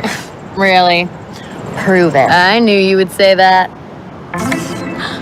Oh, this is incredible. Can I ask you about all the crazy technological advancements in the future, or will that mess up the space-time continuum? Only one way to find out. Okay, not super reassuring, but let's do it. What's the internet like in the future? It's incredible. The UN helped the world bridge the digital divide and get everyone on Earth connected to the internet. Plus, microloans to women in tech led to all these new advancements. It was a woman who finally got smells into TV shows. Thank you, women in STEM. What else? Well, the UN worked with tech companies to help protect the rights of kids in the digital space. Oh, so everyone feels safer on the internet. Nice. Nice. But do people still post crazy, horrible stuff on social media? For sure. Humans are gonna human, but the UN worked with tech companies to train AI to recognize hate speech. So abusive content gets flagged way faster. The robots are helping us? Yeah, robots rule. We have a robot dog that's powered by dog AI. Okay. He's best friends with a vacuum. So the future sounds pretty cool. It is pretty cool. Is there anything you wish was different? Huh. I guess the series finale of the AI Bachelor could have been better. They make an AI Bachelor?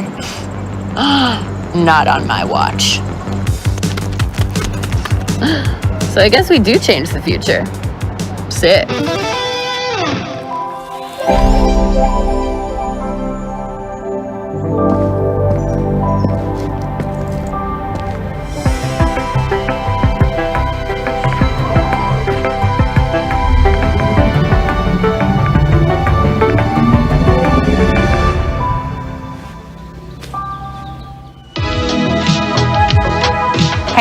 So all these UN bigwigs are here to grab a bite of lunch in peace. Not on my watch. I'm gonna do the worst thing you can do to another human. Ask them questions about work when they're obviously trying to eat lunch. Let's go. Stéphane? Yeah. Bonjour! Ça va? Oui, ça va bien! Okay, just for them, I feel like we should speak English. I think it'd be nice. We don't want to be rude and French. Not that it never happens. So, what is the UN planning to do about the global rise of AI? Artificial intelligence is actually something that makes us feel hopeful for the future, because you think of all the great applications on combating climate change, better health care, for development. There's all sorts of potential. But of course, there's also a bit of a darker side. So all of that is why the Secretary General is bringing not only member states together, but also tech companies around building rules for AI, sort of guardrails for this new technology that we have. So kind of like a seatbelt for your computer. Exactly. I mean, you know, the cars that, for my age, I was riding in the 70s, didn't always have seat belts. So you had this amazing technology that got us from point A to point B, but how do you make it safer? It's a pretty apropos analogy. So what can we do to make this happen? Well, what websites are you going to buy from? What apps are you going to put on your phone? As individuals, we have power. And as individuals collectively, we have even more power. Stefan, that was so inspiring. Okay, ciao, ciao. Ciao. Good evening, folks. We've got a bit of an unusual forecast for you today. No rain, no sunshine, because tonight we're tracking a major shift in the global mood. I'm professional vibologist Dan Rosen, bringing you the latest report. To get a sense of the world's current vibe, I'm reporting live from this royalty-free JPEG of planet Earth. After checking in on the global mood, climate change is living rent-free in young people's minds, especially in these countries. I've got to be honest, it's looking pretty mid with hints of washed. Data shows that nearly 1 in 3 people under the age of 35 think about climate change daily. That's almost as often as I think about the time in 9th grade when Billy Ginther told everyone I couldn't grow armpit hair yet. And he was correct. And if you look at this map, you can see several systems working together to create this vibe depression, most of them not related to Billy Ginther. For example, a heavy debt load is crushing developing nations. Plus, we've got international conflict, growing inequality, all of it contributing to a cloudy with a chance of sad balls outlook for the foreseeable future. Now, I know what you're thinking. What's the plan to turn things around? But here's the thing. People always get mad at the weatherman when it rains. Us vibologists hate that. We just measure the vibes. We don't create them. But there's a silver lining. We actually have the power to improve things. And don't just take my word for it. 9 out of 10 people under the age of 35 believe countries should collaborate together on climate action. And that's just one piece of the vibe shift puzzle. We need to see movement across multiple systems, empowering youth leadership, restructuring global finance, eliminating gender discrimination. If these forces come together, we could see a massive clearing of bad vibes and make room for a wave of positive energy to sweep in. And it looks like chances of that forecast are pretty good, since 90% of young people see the current moment as an opportunity rather than a threat. So fingers crossed for the vibe shift, and remember, I'm just the messenger. If it rains on your picnic this weekend, don't come yelling at me. I didn't tell you to have a picnic. I just report the vibes for this sketch. That's all from the vibe front, and so now back to your regularly scheduled summit. Okay, so since we're here at this beautiful food cart, I thought I would use it to explain the difference between sustainable development and unsustainable development. Hey, Larby. Hi, how are you? Can I have a veggie dog and a hot dog, please? I got you. Give me just a sec. Okay, great. So let's say you pick your toppings carefully. I'll have a little bit of mustard, a little bit of ketchup, and just a sprinkling of onions, please. Okay, great. So each topping complements the other, and nothing is falling off, so there's no waste. That's sustainable development. Using resources efficiently and wisely. All right. Ah, look at that. Thank you. I'll take this one. Nice. Oh, that looks good. Now, on the other hand, let's say you want everything at once. Okay. So, Larby, this next one, can I get ketchup, mustard, sauerkraut, relish, onions? Let's do double onions, double relish, and triple sauerkraut. That sounds good. Are you serious? Yes, do I look like I'm kidding? I want to pig out and pig up. Make my GI tract beg for mercy. All right, if you can handle it, that's I good. can handle it. So this dog, you may think you're making the ultimate dog. Right. But when you go to eat it, you can't take a bite without everything completely falling off. Tell me to stop. That's unsustainable development. Doing too much, too fast, and ending up with a mess you can't handle. There you go. Oh, perfect. Love that. Oh, that one's yours, by the way. Oh, it's beautiful. What are the napkins in the analogy? Are they solar power and wind farming, helping to reduce the mess? Sure, yeah. I didn't really think past the point of you having to eat a really messy dog. Checks out. Okay, so here's the point. Sustainable development goals help all countries get up to speed without ruining it for future generations. Cutting down forests, strip mining, that's unsustainable. Renewable energy, like you said, is sustainable. Right. Are you gonna eat it? Oh, I would, but I don't want to get the suit dirty. It's rented. Right. Yeah. But compliments to the chef. Can you box it up and give it to the wrong address?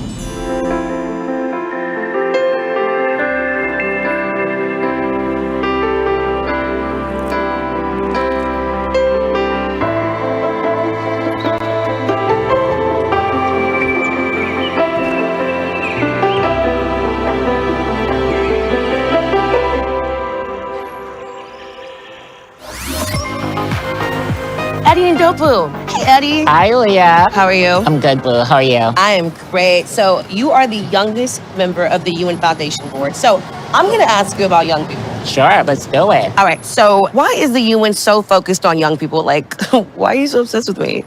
We got to be obsessed because young people today and the 10 billion more people that are going to be born this century are literally the future. The UN loves Gen Z, Gen Alpha, Gen whatever else we decide to name them. But what specifically is the UN going to do to help young people? So the UN is going to be adopting what is called the Declaration on Future Generations, which is really about amplifying the voices of us, of our generation. Absolutely, because I'm young and I am in debt. So can young people actually do something to help? Like me, young people, we need to take up space in leadership. And so the Secretary General himself recognizes this and would be appointing the UN Envoy for Future Generations. Envoy for Future Generations, that sounds like a time travel. Kind of, but not quite. Essentially, the envoy would be working alongside the youth rep to the UN and keep leaders briefed on the pertinent issues facing future generations. Okay, almost as cool as a time traveler. Thank you so much, Eddie. Thanks, Leah. Bye. Are you a woman earning on average 23% less than a man? Do you live in a country with a majority of women, but leadership is still dominated by men? Do you have an unavoidable sense that things are stacked against you in almost every aspect of society? Then you might be an undervalued woman living on planet Earth. As an undervalued woman, you might work in the sciences, but receive smaller research grants than your male colleagues, live in a country with legal barriers against women's full economic participation, spend about 3 times as many hours in unpaid domestic and care work as men. Thankfully, we can join forces to break these patterns that have existed forever and get what we all want, a future where women are represented, treated equally, and can participate fully. The summit's mission is to encourage member states to recommit to the global goal of gender equality, because at our current rate, it's going to take 140 years to make all this happen, and we need to be valued right now. So what are we waiting for? International Women's Day? Call now and you might be entitled to compensation, just not as much as a man. Wait, that's wrong.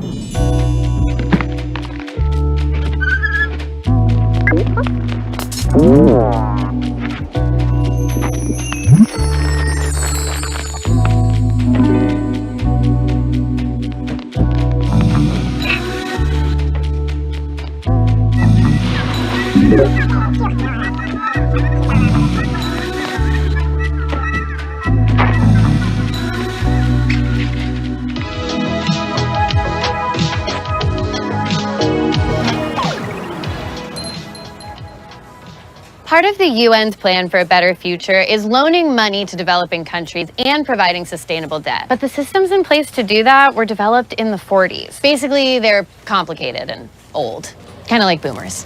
No offense. Clearly, I'm not a boomer. Okay, boomer. But with the help of my elderly friend, Noriana, and this lovely New York City bodega, I'm gonna show you why countries need money, where they get it, and how they can do so in a sustainable way that won't worsen their financial situation. Oh, and for the purposes of this video, I'm not Elise. I'm the Republic of Elise, a small developing nation. My government wants to invest in education and sustainable farming practices. But in order to do that, we need money. And we don't have a ton of money. So we need help. First, we need food, provided by the sustainable farming practices that the UN helped us to implement. Next, we need access to basic health care, education, clean water, and broadband. Cookies the internet. Work with me on this, Noriana. Okay, that's everything that we need to pull ourselves out of debt and begin developing in a sustainable way. If we can get the funding. That's where outside help comes in. Someone spots me a cool 500 million, which I pay back over, say, 20 years. And you want to, but those interest payments must be rough. And now I have less money for development.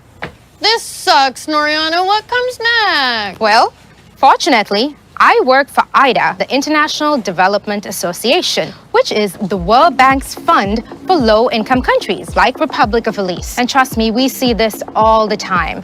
And it is not your fault. It's just a result of a financial system that could be working a little better.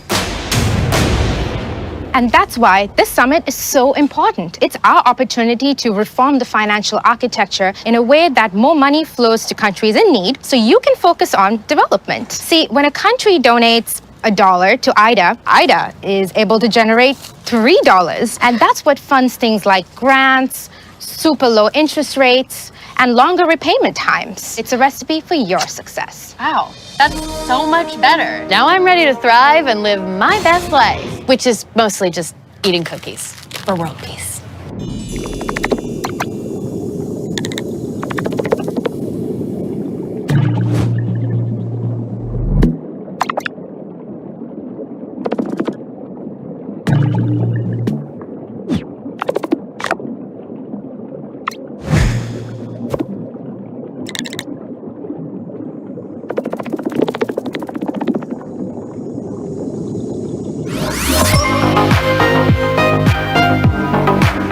Hello, today we're diving into a special episode of Expectation versus Reality, UN edition. In 2015, we set sustainable development goals and had high expectations for the future of 2030.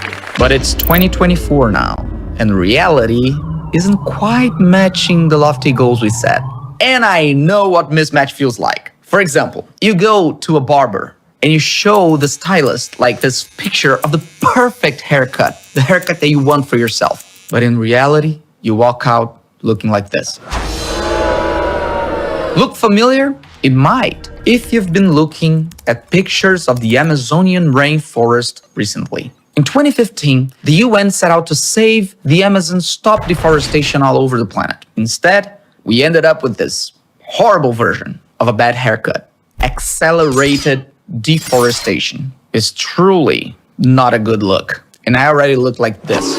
But luckily, we still have a chance to protect the rainforest by recommitting to plant those trees, get them in the ground, and stop cutting them down in the first place. Why is it so hard? Okay, here's another example. You book a trip to the beach and you expect to chill, to go to the beach with a tropical drink, just chill and relax. Reality, you get there and there are literally hundreds and hundreds of tourists in line to get a drink, and you end up buying a juice box. Overcrowding and over-tourism are destroying some communities. Pretty soon you're gonna have to stay in line to get to another line so you can get to the beach. And that, pardon my Portuguese, sucks. On the flip side, over half the population of the world lives in cities. So one of the goals we set up in 2015 was to make those cities more sustainable, more inclusive, and more safe.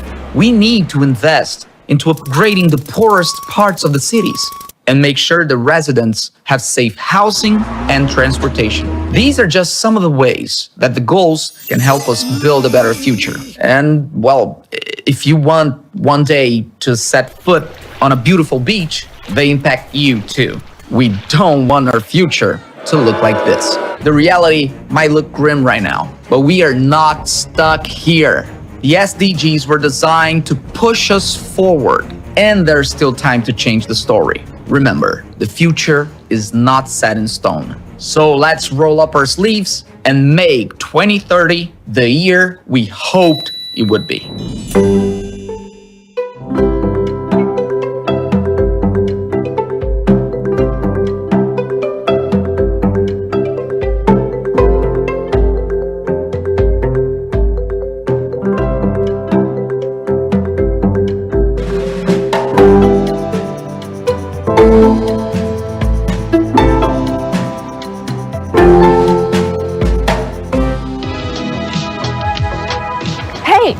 UN Foundation President Elizabeth Cousins. Now, I know you're not expecting this, but I'm going to need a PACT fact. Sure, but what's a PACT fact? It is a fact about the PACT.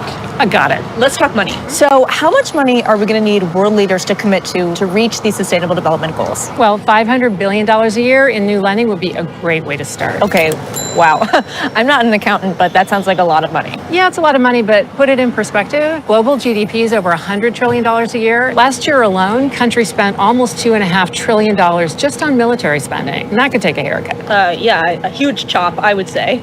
And look, half the world's people live in poverty. That is not okay, and mostly it's not necessary. That's why the Secretary General proposed something called an SDG stimulus. It covers things you think people mostly need: better schools, fair access to emerging tech, safe streets, clean energy for all. That is priceless. You said it. Thank you? Is that how I end it?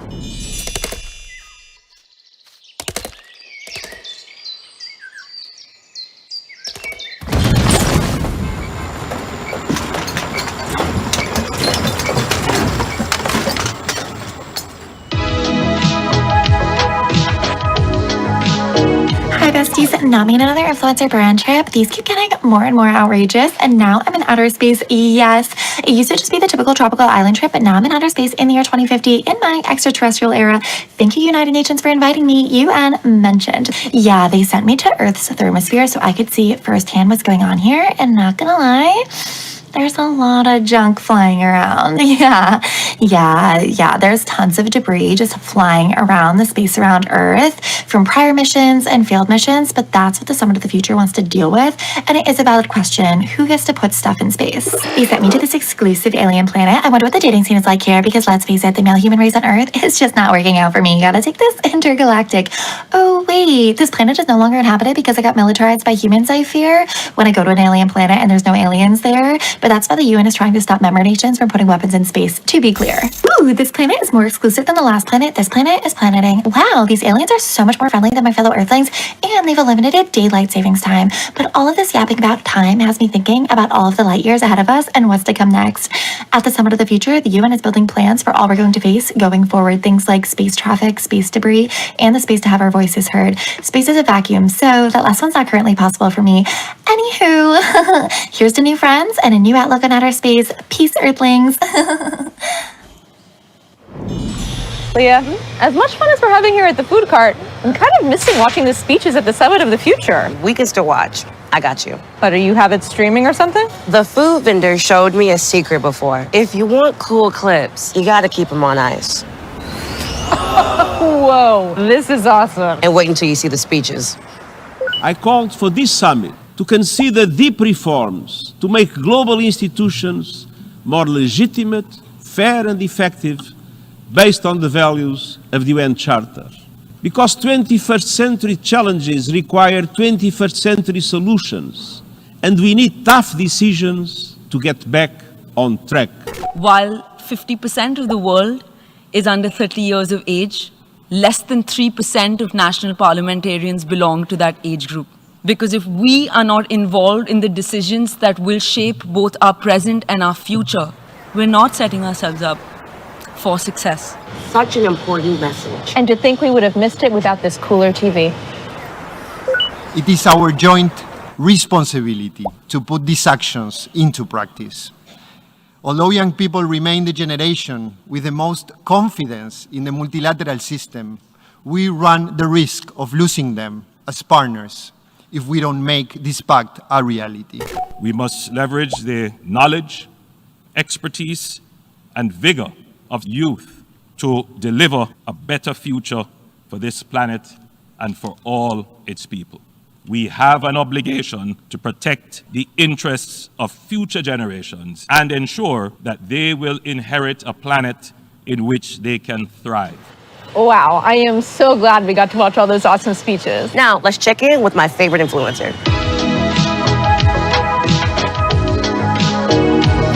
Hey everyone, Leah here. Today we're gonna do a Get Ready With Me with a little twist. Let's chat about how to make a real impact on the world while I do my makeup. First and foremost, we have to apply sunscreen every single day. The world is getting warmer and hotter due to the climate change. Now I'm gonna use a concealer to even out my skin tone, just like how the UN is working on leveling the playing field for the young people. It's kind of wild, right? Imagine a world where the young voices are actually being heard. And speaking of shaping things, education plays a huge role. But let's be honest, where's the focus on teaching the things that actually matter? Like blending this eyeshadow perfectly, navigating climate policy, or even manage our own finances. As I finish off with some jewelry, it's about showing up with intention. Just like these small details to complete the look, our actions, no matter how small, can really make a big impact. And if anyone asks why you're suddenly so into changing the world, tell them it all started with a simple Get Ready With Me video. Because who knew a little bit of mascara would lead to climate action? Bye! And that is the end, y'all. But as we all know, it is never the end. For the future is still being written by the least likely of authors. You. Okay, Socrates, that meant the end of the show, not time or us trying to find a sustainable future for ourselves. Totally. For where one journey ends, another is just beginning. What is up with you? Did you eat like a bunch of greeting cards or something? No, I'm trying to be inspiring. Okay, well, we need more than just flowery words. We need action. That is what the Summit of the Future is all about. Making life better, more fair, more sustainable. Now I sound flowery. Fine, just be inspired. You know so much now after watching. Go make a difference. Wow, that was way better. Thanks for watching.